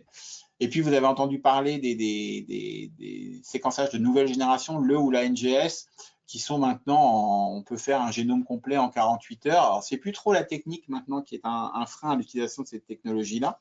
C'est plus l'analyse qui va derrière, parce que autant on peut générer beaucoup de data, si on n'est pas capable de les analyser correctement, c'est un petit peu compliqué. Ça fait à peu près maintenant une petite quinzaine d'années que le séquençage nouvelle génération est arrivé et qui a permis de très jolies avancées dans la compréhension du paysage moléculaire de nos hémopathies préférées. Alors, le génome humain, je vous rappelle que c'est à peu près 3 milliards de paires de bases par cellule. Que l'exome, donc là, si on se restreint aux séquences codantes pour des gènes, vous voyez, on perd déjà un log. On est à 36 millions de paires de bases. Donc ça, c'est l'exome. Pour en finir, à peu près, on a 2% du génome qui est à peu près de la séquence codante. Donc, tous nos ADN, là, nos 22 chromosomes avec nos X, nos Y répartis selon nos genres, code, on a un livre qui est composé de 3 milliards de paires de bases, mais l'intérêt du livre, en tout cas, même si les régions les régions intergéniques sont importantes, ce qui code vraiment pour des protéines, c'est à peu près 1 à 2% du génome. Vous voyez, c'est pas quand même. Et nous, on recherche des mutations ciblées ou pas dans ces 1 à 2% du génome, et parfois on en a à venir de l'exome, je veux dire, et après, parfois on en vient à venir chercher des mutations dans l'exome, dans le génome en entier, mais c'est des techniques qui sont beaucoup plus rares. D'accord? Donc, on a différentes échelles, un peu comme on partait du chromosome et puis des régions de fiche ou de CGH. Là, on a le génome entier qui est très rarement étudié en hématologie, en tout cas pas en routine, pour aller vers des régions ciblées où on sait qu'on a des gènes, des cibles thérapeutiques potentiellement, ou en tout cas des gènes qui ont un véritable intérêt dans la prise en charge des hémopathies. Alors, ce qui a conditionné tout ça, c'est le coût. Il y a encore quelques années, faire un génome complet, ça coûtait très cher. Encore fallait-il le finir. Et puis maintenant, on est quasiment, depuis 3 ans, pour 1 000 $, on a son génome. Alors, ce n'est pas l'analyse qui est proposée, là, vous savez, des gens qui se font séquencer l'ADN pour savoir s'ils ont 10% de sang roumain ou 15% de sang suédois. Ce n'est pas tout à fait la même chose. Mais globalement, on arrive à des coûts comme ça. Alors, une fois qu'on a le génome, qu'est-ce qu'on en fait ? Faut-il encore qu'il soit tumoral? Faut-il encore qu'il soit représentatif de votre pathologie? Voilà, retenez que ça devient de moins en moins cher, ça va certainement se démocratiser, mais une fois de plus, il faut avoir une question à poser, pas uniquement faire de la technologie pour faire de la technologie. Ça, c'est le coût qui se casse la gueule par rapport aux technologies qui évoluent. Alors, il y a plusieurs applications du séquençage à haut débit, c'est ce qu'on va évoluer là. Donc, soit, bien sûr, pour séquencer le génome en entier, il faut avoir accès à des machines qui ont un très haut débit, donc soit le génome en entier, soit l'exome, je vous rappelle que c'est 2% du génome, soit du NGS ciblé, donc du séquençage de nouvelle génération, mais on va dire, moi je veux séquencer plusieurs gènes en même temps. Donc, l'intérêt de faire du NGS, mais pas tout le génome. Hein. Je suis pas bête, ça ne m'intéresse pas. Donc, on peut définir ce qu'on appelle des panels de gènes qui sont différents d'une pathologie à l'autre. Et puis là, on est sur l'ADN, mais vous savez qu'il y a entre l'ADN et les protéines, il y a les ARN. Et dans certaines pathologies, il va être très informatif d'aller étudier l'ARN par du RNA sequencing qui va permettre de voir l'expression de certains gènes. On a vu que certains gènes, sans forcément être mutés, avaient des expressions augmentées ou diminuées. Donc ça, c'est très intéressant. On va pouvoir identifier des gènes de fusion, donc l'équivalent des transcrits de variants. En RNA-seq, on peut identifier Becerra-Belson. Alors, c'est complètement débile parce qu'on a des techniques beaucoup moins chères et beaucoup aussi spécifiques pour le faire, mais on a d'autres transcrits de fusion qui sont beaucoup plus rares et qui sont identifiés grâce à des technologies de séquençage de l'ARN. Tout ça, c'est du haut débit, hein, c'est pas fait à la main. Et on peut identifier des variants d'épissage, donc ça c'est une problématique différente, mais on se rend compte qu'il n'y a pas que les mutations dans la vie, il y a des variations d'expression, il y a des variations de transcrits qui participent à la physiopathologie des cancers et donc des hémopathies. Il y a différentes technologies disponibles, alors je ne suis pas faire de pub particulièrement, surtout qu'elles se rachètent un peu les unes les autres. Donc Roche, vous pouvez faire une croix dessus, ça n'existe quasiment plus. Le solide non plus. À l'heure actuelle, persiste Illumina et Iontoren qui se sont rachetés mutuellement il n'y a pas très très longtemps. Vive le trust, et qui sont encore basés sur deux technologies de séquençage différents. Je vais essayer de vous en parler un tout petit peu. Alors, c'est des technologies, donc on ne prend pas un brin d'ADN par un brin d'ADN. Hein, il y a ce qui est appelé une fabrication de librairie. Donc, on est, comme je vous disais, dans le cadre de la lecture d'un livre. Sauf que là, à partir d'un échantillon d'ADN, on est capable d'amplifier un grand nombre de fois les brins d'ADN qui sont dans notre échantillon et de fabriquer des librairies qui vont partir à la recherche de mutations. C'est comme une grosse PCR, donc une grosse amplification qu'on faisait avoir à la main gène par gène, sauf que là, ça va amplifier de nombreux gènes en même temps, voire tout l'exome, voire tout le génome, mais la plupart du temps des thérapies, des panels ciblés. Donc là, sur la diapositive, c'est très grand. Si vous regardez ça sur un petit écran, globalement, ça doit être à peu près la bonne taille. Donc là, c'est des millions.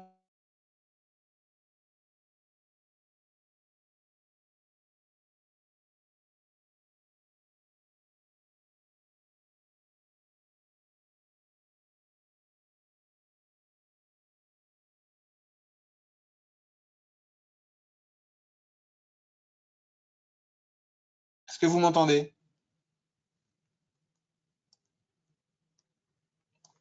Est-ce que quelqu'un peut me parler? Est-ce que quelqu'un regarde?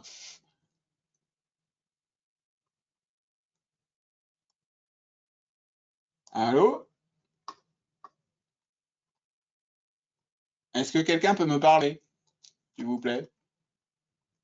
Ou me poser une question? Ah, ça marche. Merci, ok. Merci pour la réponse. Donc, on continue. Donc, globalement, c'est des techniques, on ne va pas rentrer dans le principe technique, mais c'est des technologies haut débit qui permettent d'amplifier un grand nombre de gènes en même temps à la recherche de mutations dans plein de gènes. Et on va comprendre pourquoi il est important maintenant d'aller regarder dans plein de gènes. Alors, il y a différentes approches techniques.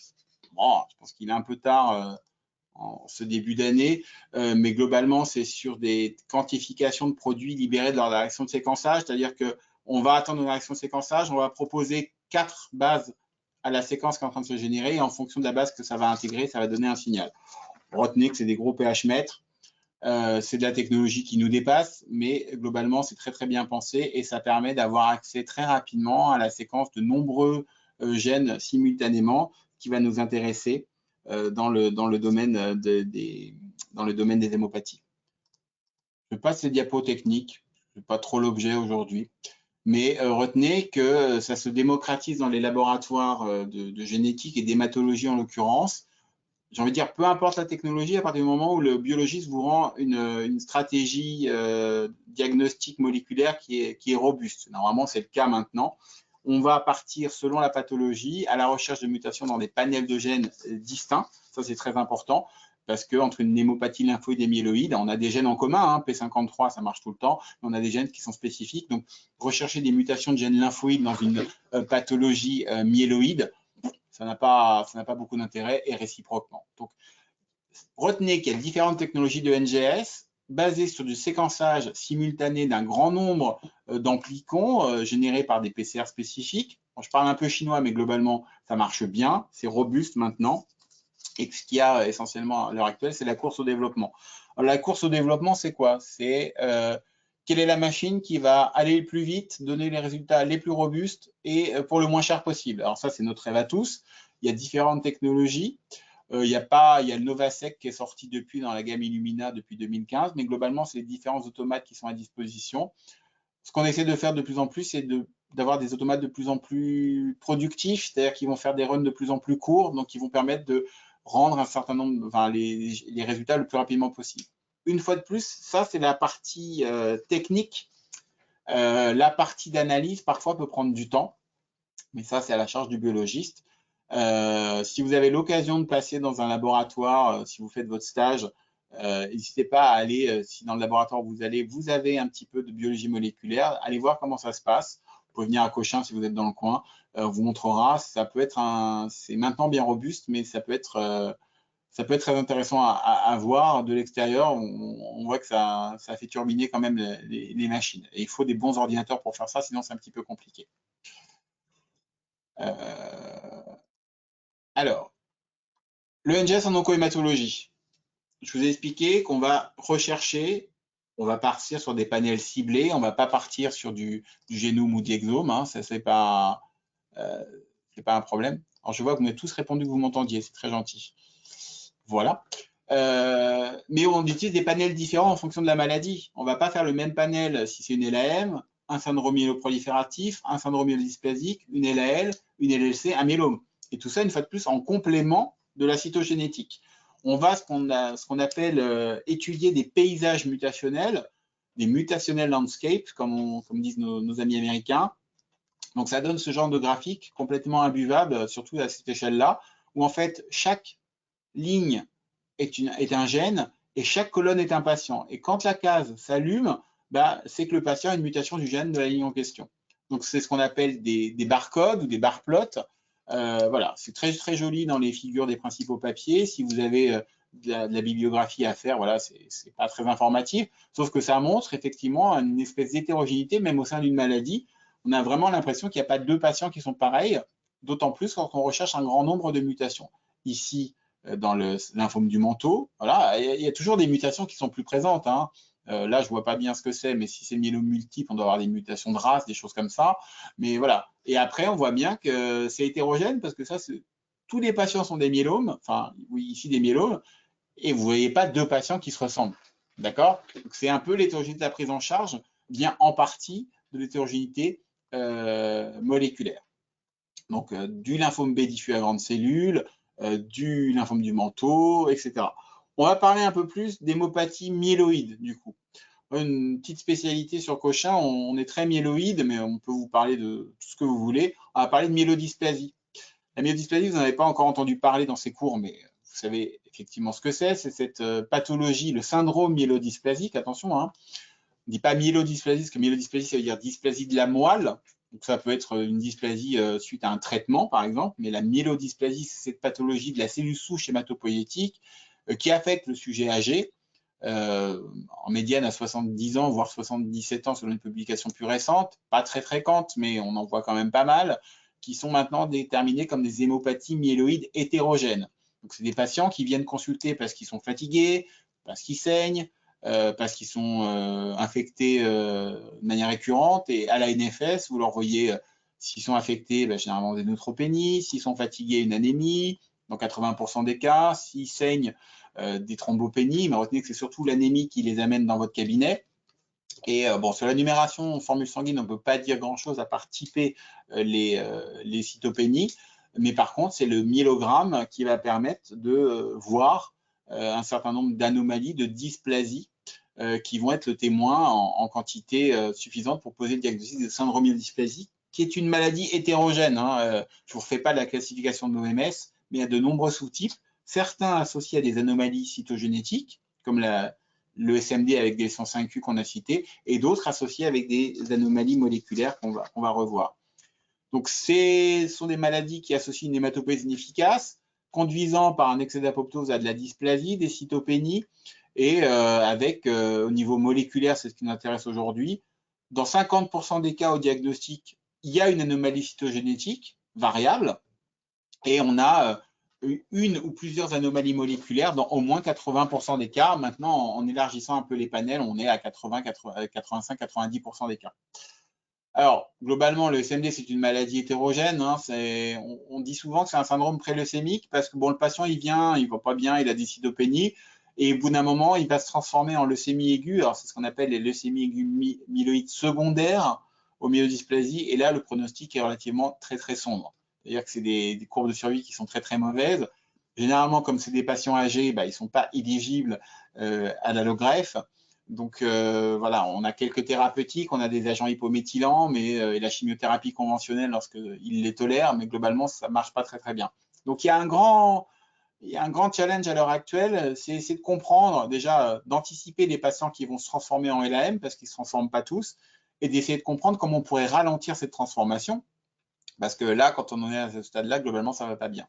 Et puis, il y a eu pas mal d'études ces derniers temps qui ont élargi le paysage mutationnel qu'on avait de la compréhension des SMD, parce que jusqu'aux années 2000-2005, on trouvait des mutations relativement rares hein, dans des gènes, alors peut-être pas familier avec ça, mais qui venaient de la LAM. Dans la LAM, on connaît des mutations depuis un certain temps. On sait qu'on a des gènes qui bloquent la transcription, on a la différenciation, généralement dans des facteurs de transcription. On a des gènes qui activent la prolifération. Et puis, au départ, les gens ont recherché des mutations de ces gènes-là dans les syndromes myélodysplasiques. On en trouvait pas beaucoup. Et puis, avec l'ère de l'avènement du NGS, là, je vous ai dit, dans les années 2005-2006, il y a tout un certain nombre de gènes qui ont été découverts comme fréquemment mutés dans les myélodysplasies.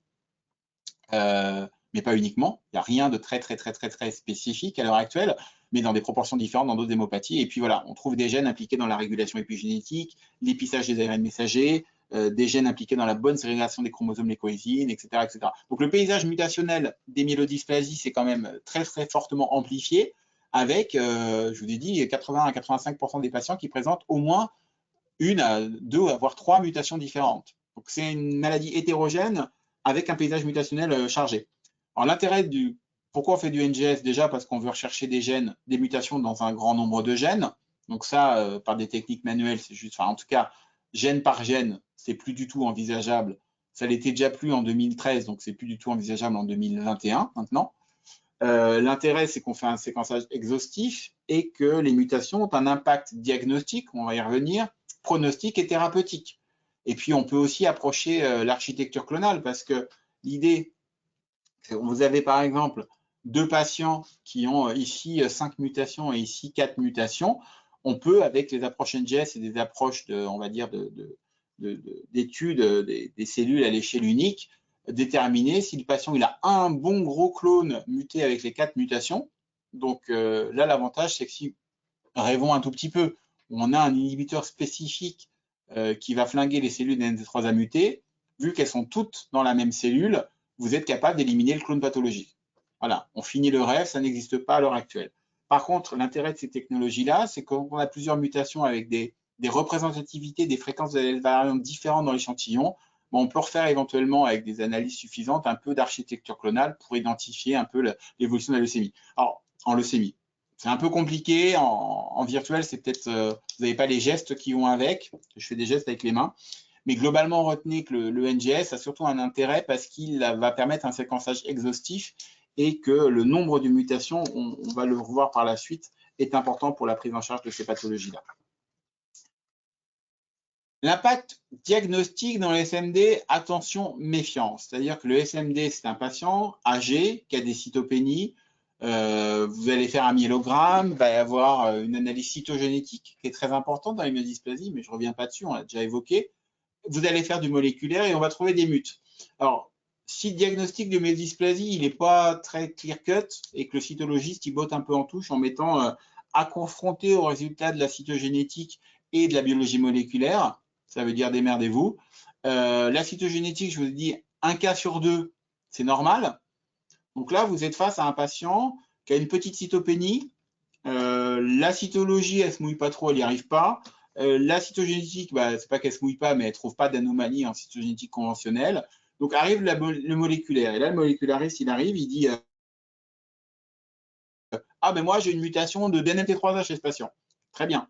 Alors très bien jusqu'à il y a quelques années parce qu'il y a eu 2 papiers dans le New England Journal of Medicine qui sont parus voilà, il y a quelques années du coup, qui avaient décrit la présence de mutations chez des sujets normaux.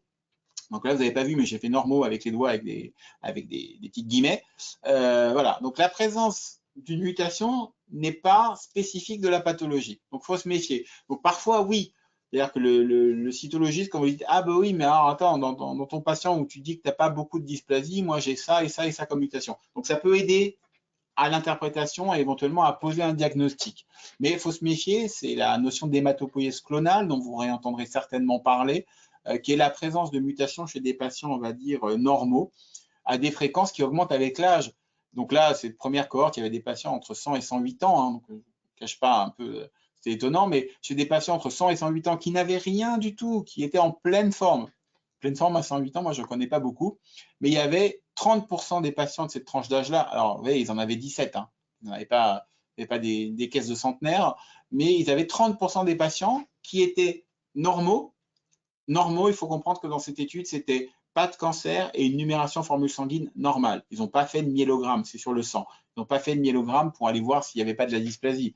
Mais je vous parie, pas ma paye parce que ça m'embêterait, mais je vous parie un vaccin Covid, par exemple, que si on faisait des myélogrammes à ces patients-là, on verrait de la dysplasie. À 108 ans, c'est juste impossible. Bon.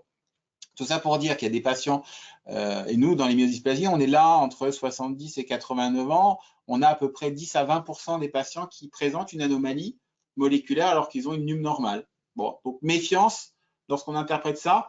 Une fois de plus, le patient, quand il vient consulter, c'est qu'il a un souci. Et eux, ce qu'ils avaient montré dans ce papier-là, ce qui était intéressant, c'est que les patients normaux, j'ai refait le signe entre guillemets, les patients normaux qui avaient une mutation avaient plus tendance à développer un cancer hématologique, alors pas forcément une myélodysplasie, hein, mais ça peut être un lymphome, enfin voilà. Bon, c'est très joli, ça a mis pour la première fois le doigt sur la notion d'hématopoïèse clonale, c'est-à-dire que séquencer des gènes chez des patients qui n'ont pas grand-chose, on va forcément trouver des choses. Ce n'est pas de la prédisposition à la leucémie, hein, c'est comme ça qu'on pourrait l'interpréter, c'est la présence de mutations dont on ne sait pas trop quoi faire en dehors du contexte clinique. Donc, ce qui a permis d'évoquer cette petite théorie, alors l'histoire d'une casserole qui prend feu, c'est un tout petit peu tiré par les cheveux, mais c'est pour illustrer ça. C'est-à-dire que lorsque vous avez un patient, présence d'une chip, donc c'est la clonal hématopoiesis of undetermined potential, c'est ça l'hématopoïèse clonale, et vous avez pas de cytopénie, pas de dysplasie, pas de blast dans la moelle. Alors déjà, vous allez me dire pourquoi vous lui avez fait une moelle. Bon, déjà, vous avez le droit d'aller en prison pour ça, mais globalement, on va dire qu'il est normal. C'est-à-dire que c'est un patient qui a peut-être une petite mutation, mais tout le reste est normal.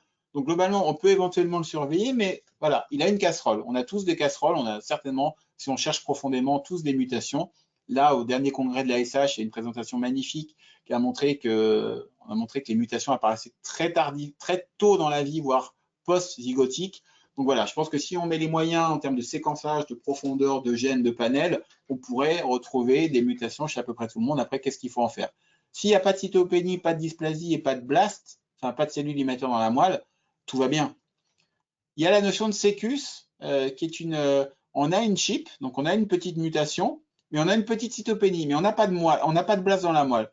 Donc globalement, ça surveille. C'est un peu du lait. Alors là, c'est de l'eau, je crois, dans la casserole, mais comme du lait sur le feu. Et puis après, on évolue. C'est-à-dire que si votre patient ou un autre patient arrive avec cytopénie, dysplasie, et déblast jusqu'à 20%, on a la myélodysplasie, et puis lorsque les blasts dépassent les 20% dans la moelle, on a la LAM, donc la casserole qui prend feu. Retenez dans cette allégorie que la première partie, savoir que la découverte de mutations d'hématopoïèse clonale chez des patients qui n'ont rien ou pas grand-chose peut entraîner une surveillance, mais en tout cas pas des investigations. À l'heure actuelle, en 2021, pas des traitements préventifs, pas des prophylaxies, des choses comme ça. Mais retenez que c'est l'évolution des technologies de séquençage qui ont permis d'identifier cette notion d'hématopoïèse clonale. Voilà, à surveiller un tout petit peu. Alors, ça, c'est la notion du patient qui n'a pas grand-chose, mais encore, pourquoi lui faire des analyses s'il n'a pas grand-chose, hein? Il y a des cohortes en cours pour comparer tout ça, mais c'est pas dans la pratique quotidienne qui vous occupe, c'est pas très important. Par contre, le génotype peut aider au diagnostic. Dans les myélodysplasies, il y a un gène qui s'appelle SF3B1, qui est un gène important dans l'épissage des ARN messagers et qui globalement a fait son entrée dans la classification OMS de 2016 comme étant pathognomonique des myélodysplasies avec sidéroblastes en couronne, qu'on voit bien ici sur cette coloration de Pearls, de la cytologie et du moléculaire. Et donc, en fait, les patients, on peut rechercher, c'est des patients suspects, donc généralement, c'est des femmes qui ont des petites anémies isolées avec du myélodysplasie qui a plutôt bonne presse parce qu'elle est plutôt de bon pronostic lorsque la mutation est isolée. Mais en tout cas, il est préconisé dans la classification OMS de réaliser une recherche de mutation extra B1 qui peut aider au diagnostic lorsque la coloration de Pearls est pas tout à fait très claire. Donc, on a des mutations maintenant qui font partie, on est dans le cas des myélodysplasies, de la classification OMS. Dans le cadre d'autres hémopathies, on sort du contexte des myélodysplasies de minutes, la leucémie à polynucléaire neutrophile, la leucémie chronique, on a des mutations de CSF3R, qui est le récepteur au GCSF, un facteur de croissance que vous allez utiliser en routine thérapeutique. Ben voilà, on a des maladies où il y avait une prolifération de polynucléaires neutrophiles. Ben comme par hasard, on a trouvé des mutations activatrices du récepteur qui fait pousser les granuleux. Ben voilà, alors c'est intéressant pour comprendre. C'est une maladie qui n'est pas une bonne maladie, mais globalement, c'est que ça peut permettre d'identifier des cibles thérapeutiques et il y a des inhibiteurs qui sont développés justement pour contrecarrer cette activation et éventuellement prendre en charge ces maladies qui ne sont pas, je vous l'avoue, et vous le savez comme moi, de bons pronostics. Donc ça, c'est encore des anomalies qui ont fait leur entrée dans la classification OMS 2016. Et puis, il y avait des mutations qui étaient connues comme impliquées dans la physiopathie d'hémopathie. La mastocytose, vous savez sans doute que c'est une maladie qui est associée à des mutations activatrices du gène c-KIT, le récepteur au stem cell factor. Et donc voilà, donc ça, tout ça c'est très clair. Et une fois de plus, la présence d'une mutation va orienter dans ces cas-là vers une prise en charge thérapeutique grâce à des inhibiteurs de c-KIT. Il y a différentes générations d'inhibiteurs. Donc là, on a du moléculaire dans la classification OMS, donc on ne fait pas ça pour rien. Une fois de plus, ça aide au diagnostic. Attention à l'hématopoïèse clonale dans les myélodysplasies, et ça aide aussi à la prise en charge thérapeutique, CSF3R ou c-KIT par exemple, mais il y a d'autres exemples dans la littérature comme JAK2 ou des choses comme ça. Les myélodysplasies, revenons-en, c'est une maladie assez importante. On sait que les facteurs pronostiques qui prédisent la survie des patients, ben, on a des données, des comorbidités, bien sûr, le performance status, l'âge, des variables cliniques, les cytopénies, d'autres paramètres biologiques, mais que les variables biologiques associées aux données de cytogénétique et de moléculaires sont très importantes. Vous connaissez ce genre de représentation où bon, chaque item est représenté par une boule et la taille de la boule est proportionnelle à l'impact qu'a le contenu de la boule sur la prise en charge du patient. Peut-être pas très clair, mais vous avez compris que les variables biologiques à titre de séquençage d'acide nucléique sont assez importantes. Alors, la cytogénétique, on en a parlé. Le DNA sequencing, ce sont les mutations dont on vient de parler. Et tout ce qui est des choses en cours d'évaluation, comme le RNA sequencing, les profils de méthylation ou l'évaluation des profils de micro-ARN sont des paramètres importants. Et donc, à terme, le score pronostic des myélodysplasies, qui est l'IPSS, va contenir des données moléculaires. Ça, c'est très important, ça va finir par arriver. En termes de pronostic, il y a quand même des gènes qui sont importants pour le pronostic des myélodysplasies.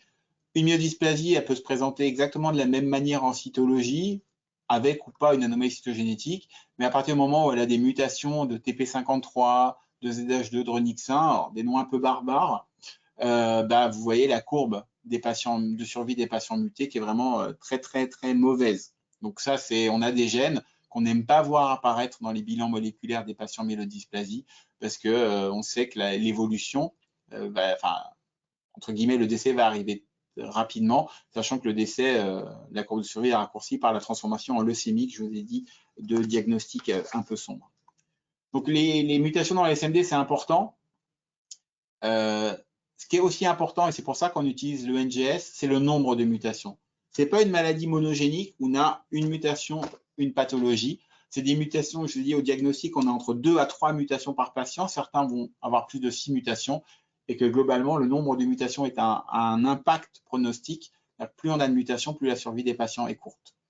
Avec un petit focus sur le fait que les mutations, qu'elles soient, on va dire, majoritaires ou sous-clonales, généralement, alors ça reste encore à prouver, ça n'a pas été reproduit, mais elles semblent avoir le même impact sur la pathologie. Donc, globalement, retenez qu'il y a les myélodysplasies sont hétérogènes, ont beaucoup de mutations dans différents gènes.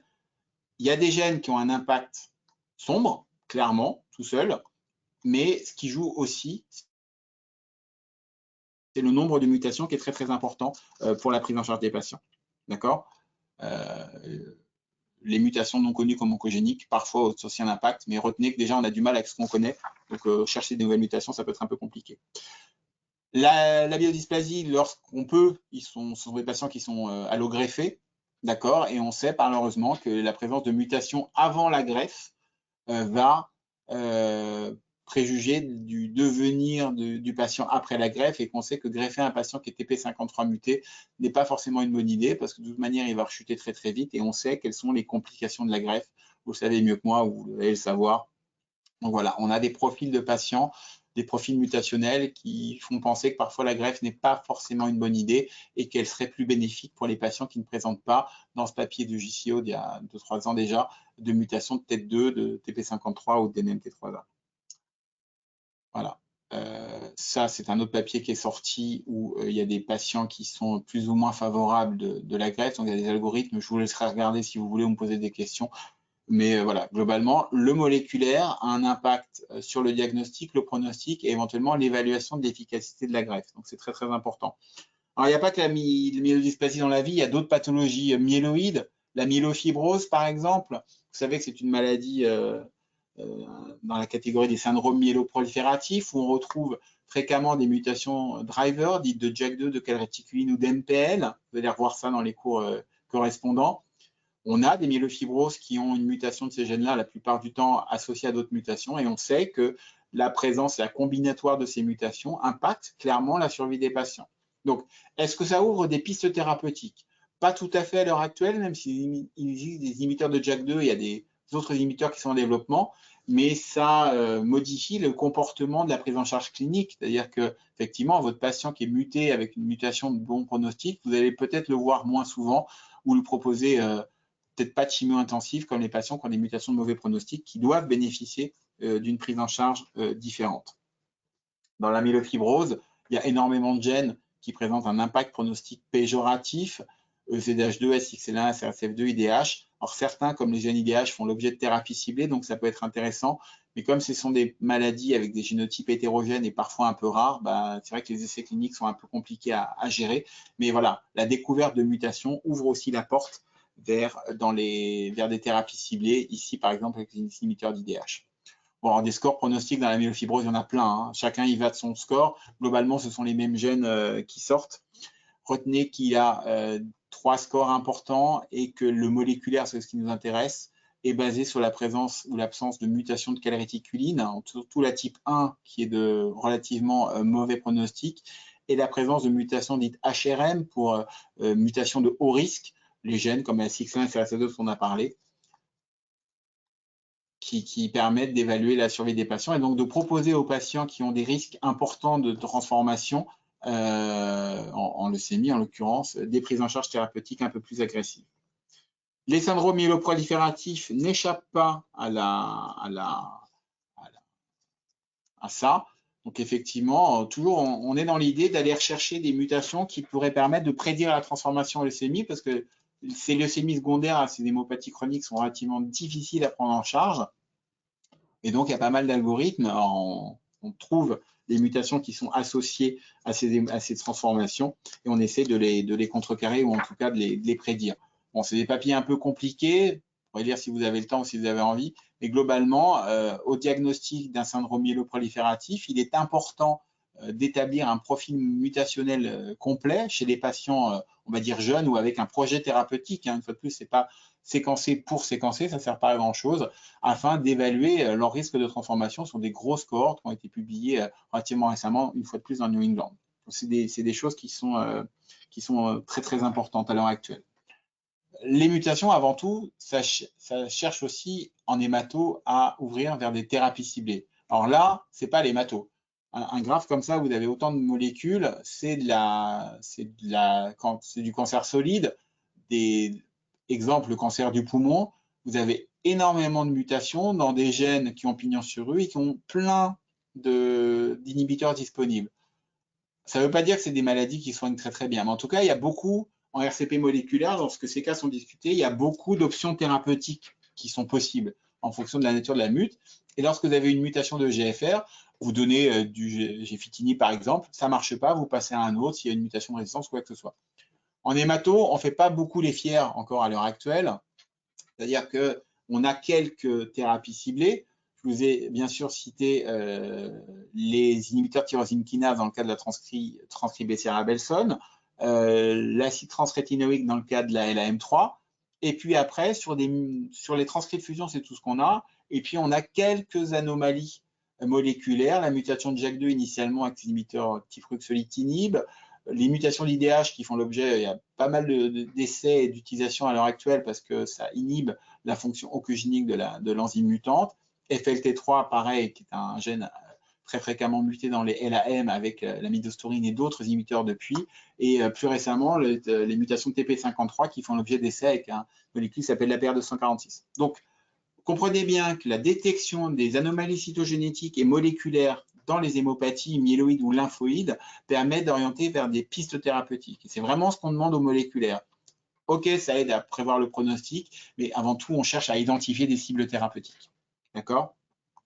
Le génotype permet de prédire la réponse au traitement. Bon, il y a des choses qui ont été faites. Là, on est par exemple dans les myélodysplasies, on fait des allers-retours, mais il y a des génotypes. Quand on sait que le patient est par exemple muté TET2 et pas muté ASXL1, il a une forte proportion de réponse aux agents hypométhylants dans les myélodysplasies.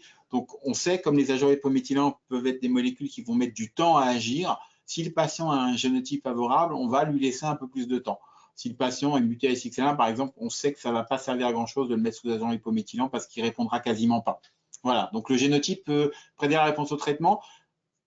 Une fois de plus, on n'a pas dans ces pathologies-là 15 000 lignes de traitement. Donc il faut essayer de les affiner au mieux. Et comme c'est des traitements qui sont lourds et qui sont, on va dire, pas dénués d'effets secondaires, exposer inutilement un patient à un traitement sachant qu'il n'a pas le bon profil mutationnel pour répondre, ce n'est pas très, très utile. Même, il faut essayer de chercher une alternative, même si les alternatives, comme vous l'avez compris, ne sont pas très, très nombreuses.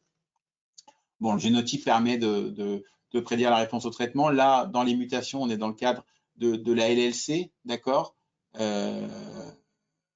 pour les... C'est la LLC ou la LAM Non, c'est la LAM, ça, pardon. Avec des thérapeutiques qui sont orientées par le profil d'expression génique. Là, on est sur de l'expression, donc on est sur de l'ARN. Donc voilà, il y a encore des balbutiements, mais on a des profils d'expression génique qui permettent de prédire la réponse au traitement. Enfin, l'impact théranostique. Bon, les mutations, par exemple, de CSF3R dans les leucémies myéloïdes, les leucémies chroniques à neutrophiles, voilà, on a des mutations de CSF3R, ce que je vous ai dit, c'est rentré à la classification OMS. On a deux types de mutations. On a des mutations qui sont dans un domaine de la protéine qui est un domaine proximal et des mutations qui sont dans un domaine, on va dire, intracellulaire. Donc, globalement, ces mutations n'ont pas le même impact et vont pouvoir être prises en charge par deux types d'inhibiteurs différents. Ces mutations vont être prises en charge avec des inhibiteurs de JAK et ces inhibiteurs ici avec des inhibiteurs des SRC. Peu importe, mais retenez que dans ce cas précis, parfois, la présence d'une mutation peut orienter la prise en charge thérapeutique. D'accord ? Enfin, à quoi on peut aussi s'intéresser à l'architecture clonale. Donc là, ce sont ce qu'on appelle des fish plots. Alors, ça ne ressemble plus depuis longtemps à des poissons, mais globalement, ce sont des graphes qui permettent de voir un petit peu l'évolution des mutations en fonction de, là, c'est en années ou en mois, ça dépend des anomalies, ça dépend des pathologies, je veux dire. Et puis, on voit ici une espèce de clone qui était ASXL1 et, je ne vois pas très bien le gène, une trisomie 21, ASXL2 en l'occurrence, c'est une trisomie 21. Bon, pendant plusieurs années, on a l'impression que sans intervention humaine, le clone s'est plutôt bien comporté. Et au bout d'un moment, il y a une modification des paramètres hémato, une transformation, une accélération de la maladie, parce qu'il y a eu l'acquisition d'un clone race. Bon. Et puis là, c'est une forme, on va dire, il n'y a pas beaucoup de gènes. Et puis parfois, on voit que ça part en cacahuète parce que parfois sous la pression du traitement, parfois en cas d'évolution naturelle, il y a des clones qui apparaissent, des clones qui disparaissent. Mais globalement, dans les myélodysplasies, ça évolue comme ça. Bon, alors il y a des traitements qui parfois impactent fortement le lénalidomide, par exemple, qui est un immunomodulateur, qui ici sur un clone 5Q, cette pathologie dont je vous ai parlé, fait complètement disparaître le clone 5q, mais qui parfois va permettre l'émergence d'un sous-clone qui était préexistant au moment du diagnostic. J'ai envie de dire, peu importe. En pratique, on va prendre l'exemple des myélodysplasies pour conclure. Le moléculaire, à quoi ça sert? On a vu que ça servait parfois à aider au diagnostic. Ça servait à affiner le pronostic. Et ça permet surtout de comprendre comment évoluent les pathologies et de nous faire, entre guillemets, discuter en RCP moléculaire et d'éventuellement trouver des pistes thérapeutiques. Un exemple, on avait ici en 2015 un syndrome mixte myéloprolifératif myélodysplasique qui avait 2 mutations. On l'avait identifié avec une mutation d'SS3B1, une mutation de JAK2, à des pourcentages, c'est-à-dire la représentation de la mutation dans l'échantillon tumoral identique, ce qui nous faisait suggérer que les cellules, enfin les mutations étaient dans la même cellule. Alors, 2 mutations dans une cellule, on est bien d'accord qu'il y en a forcément une qui est arrivée la première et une qui est arrivée la deuxième. Mais lorsqu'on séquence l'ADN d'un patient, on n'a pas, avec les technologies à l'heure actuelle, accès à savoir qui est la première, qui est la deuxième, sauf qu'il y a des grosses différences de pourcentage. Si on a une à 90% et une à 3%, on peut éventuellement conclure que celle à 90% est arrivée avant. Bon. Et puis ce patient, cette patiente en l'occurrence, s'est transformée en leucémie aiguë myéloïde. Et puis au départ, on avait vu complètement disparaître le clone SS3B1 JAK2. Enfin, on avait toujours les mutations qui étaient à hauteur de 6%. Et puis on avait un autre clone, et puis on a fait des petites études d'architecture clonale pour aller vérifier, où SS3B1 avait des copains. Alors quand je dis des copains, c'est des copains spécifiques de la LAM, hein. Enfin globalement, IDH1, CRCF2, CBL, 2 mutations d'FSD3, une mutation de STAC2. Et donc on avait bien l'impression que comme on n'avait pas de JAK2 chez ce patient-là, dans ce clone-là, enfin on avait un JAK2 qui était très faible, on s'est dit, OK, il existe un clone SS3B1 qui était initial, qui à un moment, pendant quelques années, a eu une mutation de JAK2 qui lui a permis de faire une forme proliférative, et puis à un moment, il s'est passé un truc, c'est revenu sur le clone initial, qui a acquis plein d'autres mutations, s'est transformé en leucémie. La patiente a été mise en rémission complète de sa leucémie, et quand on a refait un bilan moléculaire à l'ARC de la leucémie, ce qu'on s'est aperçu, c'est qu'on avait on avait permis la réexpansion du clone doublement muté, qui est un clone, mine de rien, pas très méchant, parce qu'il avait, il avait proliféré, mais c'est pas lui qui était responsable de la transformation leucémique. Voilà, et qu'on avait fait disparaître les autres. Donc on avait, avec la chimiothérapie, tapé sur ce clone-là, et malheureusement, pour elle, pour l'instant, tout va bien, permis la réexpansion de ce clone, on va dire, plus gentil que le clone leucémique. Donc des exemples comme ça, on en a plein, avec des patients beaucoup plus compliqués. Lorsqu'elle avait rechuté de sa LAM, le diagnostic était encore plus compliqué, j'ai envie de dire peu importe. Mais retenez que l'architecture clonale, en tout cas les anomalies qu'on voit en moléculaire, nous permettent de refaire un peu l'histoire de la maladie et comprendre parfois si certains traitements ont favorisé l'expansion d'un clone ou l'autre. Bon, juste pour finir, le NGS, alors que ce soit à Cochin ou dans d'autres hôpitaux, à Saint-Louis, enfin, il y a plein d'hôpitaux qui font exactement la même chose. On a des panels, vous voyez, on a des nombres de gènes qui ne sont pas forcément insurmontables. On a des indications, donc là, c'est un panel orienté pour les hémopathies myéloïdes avec des gènes qui ont pignon sur rue. On est capable de rendre 39 ou 48 gènes en fonction du panel utilisé. On indique dans les syndromes myélodysplasiques ou les patients qui ont vraiment des indications thérapeutiques et on discute des cas en RCP moléculaire. Voilà, donc c'est juste finir. En routine diagnostique maintenant, la cytogénétique évidemment et le moléculaire sont inclus pour la prise en charge des hémopathies. Et globalement, ça permet une meilleure prise en charge. Alors, rarement quand même, soyons très honnêtes, la découverte de mutations qui sont des cibles thérapeutiques dans les hémopathies, mais il y a quand même pas mal de choses dans les pipelines des industries pharma à l'heure actuelle qui vont certainement élargir le spectre des anomalies qu'on peut viser dans le cadre de la prise en charge de ces hémopathies. Donc en final, vous avez compris que étudier l'ADN, c'est cool, que ce soit à l'échelle de la cytogénétique, par les chromosomes, hein, donc par les variations de structure, par la karyotype conventionnelle, la fiche, la CGH, éventuellement des puces de génotypage. L'ARN peut être intéressant et que, bien sûr, tout ce qui est NGS pour séquençage, le DNA sec, donc les mutations dont je vous ai beaucoup parlé, le RNA sec ou d'autres technologies est très importante à l'heure actuelle. Donc, retenez que, bon, si vous passez dans un laboratoire, allez voir ce qui se passe, soit en cytogénétique, ça vous a peut-être passionné, soit en biologie moléculaire, vous serez les bienvenus. Que à la base de tout ça, il y a quand même le prélèvement de moelle, de sang, de ganglions ou parfois de LCR ou d'autres liquides infiltrés, qui est très très important et qui est capital. On ne peut pas faire de bonne biologie si on n'a pas accès à du bon matériel, qu'il soit frais ou qu'il soit stocké dans les CRB. On en a discuté au départ. Donc voilà, il y a de nombreuses techniques. Retenez aussi que les techniques évoluent, mais qu'il y a un impact fort sur la prise en charge des patients par l'utilisation de données de cytogénétique ou de biologie moléculaire. Et ça, je vous remercie. Donc, je ne vous ai pas entendu, vous avez été sage comme des images. Si vous avez besoin d'ouvrir vos micros pour discuter, on peut discuter là. J'ai essayé de faire un peu plus court que le temps imparti. On ne voudrait pas, je pense que vous avez, pour que vous puissiez rentrer avant le couvre-feu, mais vous êtes sans doute chez vous. Voilà, j'espère avoir été clair. C'est une overview. Alors, 2 heures, c'est pas beaucoup, mais c'est beaucoup en même temps. Des techniques de biologie moléculaire et cytogénétique. Si vous relisez le cours dans 5 ans, bah, ça sera complètement obsolète parce qu'effectivement, il y aura des choses qui seront plus faites ou qui seront remplacées par d'autres techniques.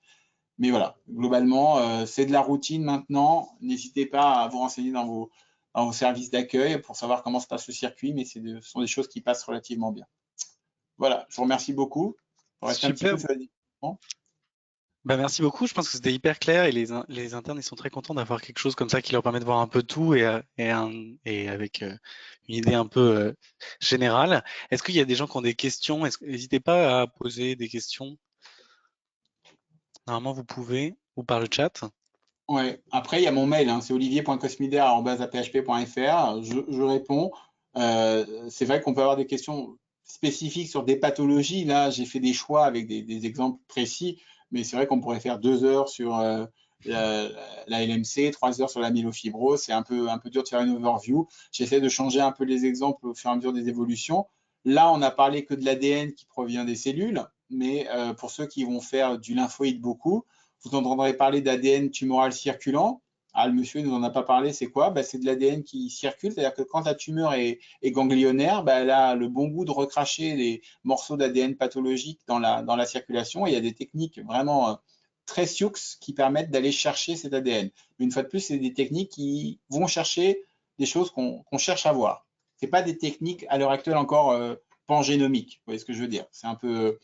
Donc voilà, il y a énormément de choses. C'est vrai que 2 heures, c'est un peu court. Je pense que vous êtes un peu farci, mais n'hésitez pas si vous avez des questions.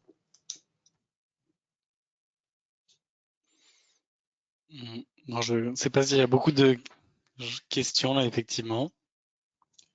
Non, le côté virtuel est un petit peu Bon. empêche un peu ça. Je vais le prendre comme ça. Mais non, je pense que c'est effectivement, on a beaucoup plus d'interactions quand on l'a fait les années précédentes avec vos collègues. C'est un peu compliqué. Après, il y a beaucoup d'exemples. Il y a pas grand-chose à retenir sur les. Il n'y a pas d'exemple. Enfin, voilà. On ne va pas poser des questions sur des mutations en général. Retenez que P53, c'est notre ami dans aucune pathologie. On peut considérer ça comme muté dans énormément de tumeurs. Si au pied du mur, on vous pose la question, citez-moi un gène muté dans tel ou tel type d'hémopathie, vous dites P53, vous aurez toujours raison. Ça, c'est dans des proportions différentes, mais vous aurez toujours raison. Après, je vous dis, l'objectif de tout ça, c'est d'identifier des cibles thérapeutiques. Le but, c'est pas de séquencer pour séquencer, ça sert à rien. Il faut avoir un bilan diagnostique, ne pas passer à côté des rares cibles thérapeutiques qu'on a en hématologie, ça serait quand même dommage. Et après, bah, voilà, c'est l'impact pronostique des mutations. Bah, emmener à la greffe un patient qui a beaucoup de mutations, est-ce que c'est raisonnable? Est-ce qu'il faut l'emmener très vite parce que du coup, il va se transformer très vite en LAM? Ou alors, est-ce qu'il ne faut pas l'emmener? Est-ce que, voilà, c'est un peu. Il y a pas mal de questions sous-jacentes, mais retenez qu'avant tout, il faut un bilan diagnostique, il faut un bilan lors de l'évolution, et il faut, la plupart du temps, ne pas passer à côté des cibles thérapeutiques. Ok, ben je pense qu'on n'aura peut-être pas plus de questions, mais je pense que merci beaucoup parce que je pense que c'était vraiment très clair et vraiment extrêmement utile pour les internes qui commencent en hémato. Ouais. Donc, vous allez avoir du boulot. parfait. Bon courage et bon courage pour la suite des cours. Ok, et ben en tout cas, n'oubliez pas qu'il y a aussi un cours tout à l'heure du coup avec pour les internes qui le veulent sur l'allogreffe avec le professeur Motti et 3 internes vont présenter, donc venez pour les soutenir, ce sera super. Ok, Je pense que pas mal, c'est un très bon cours, tout à fait. Merci à tous. Bonne fin de journée. Au revoir. Au revoir.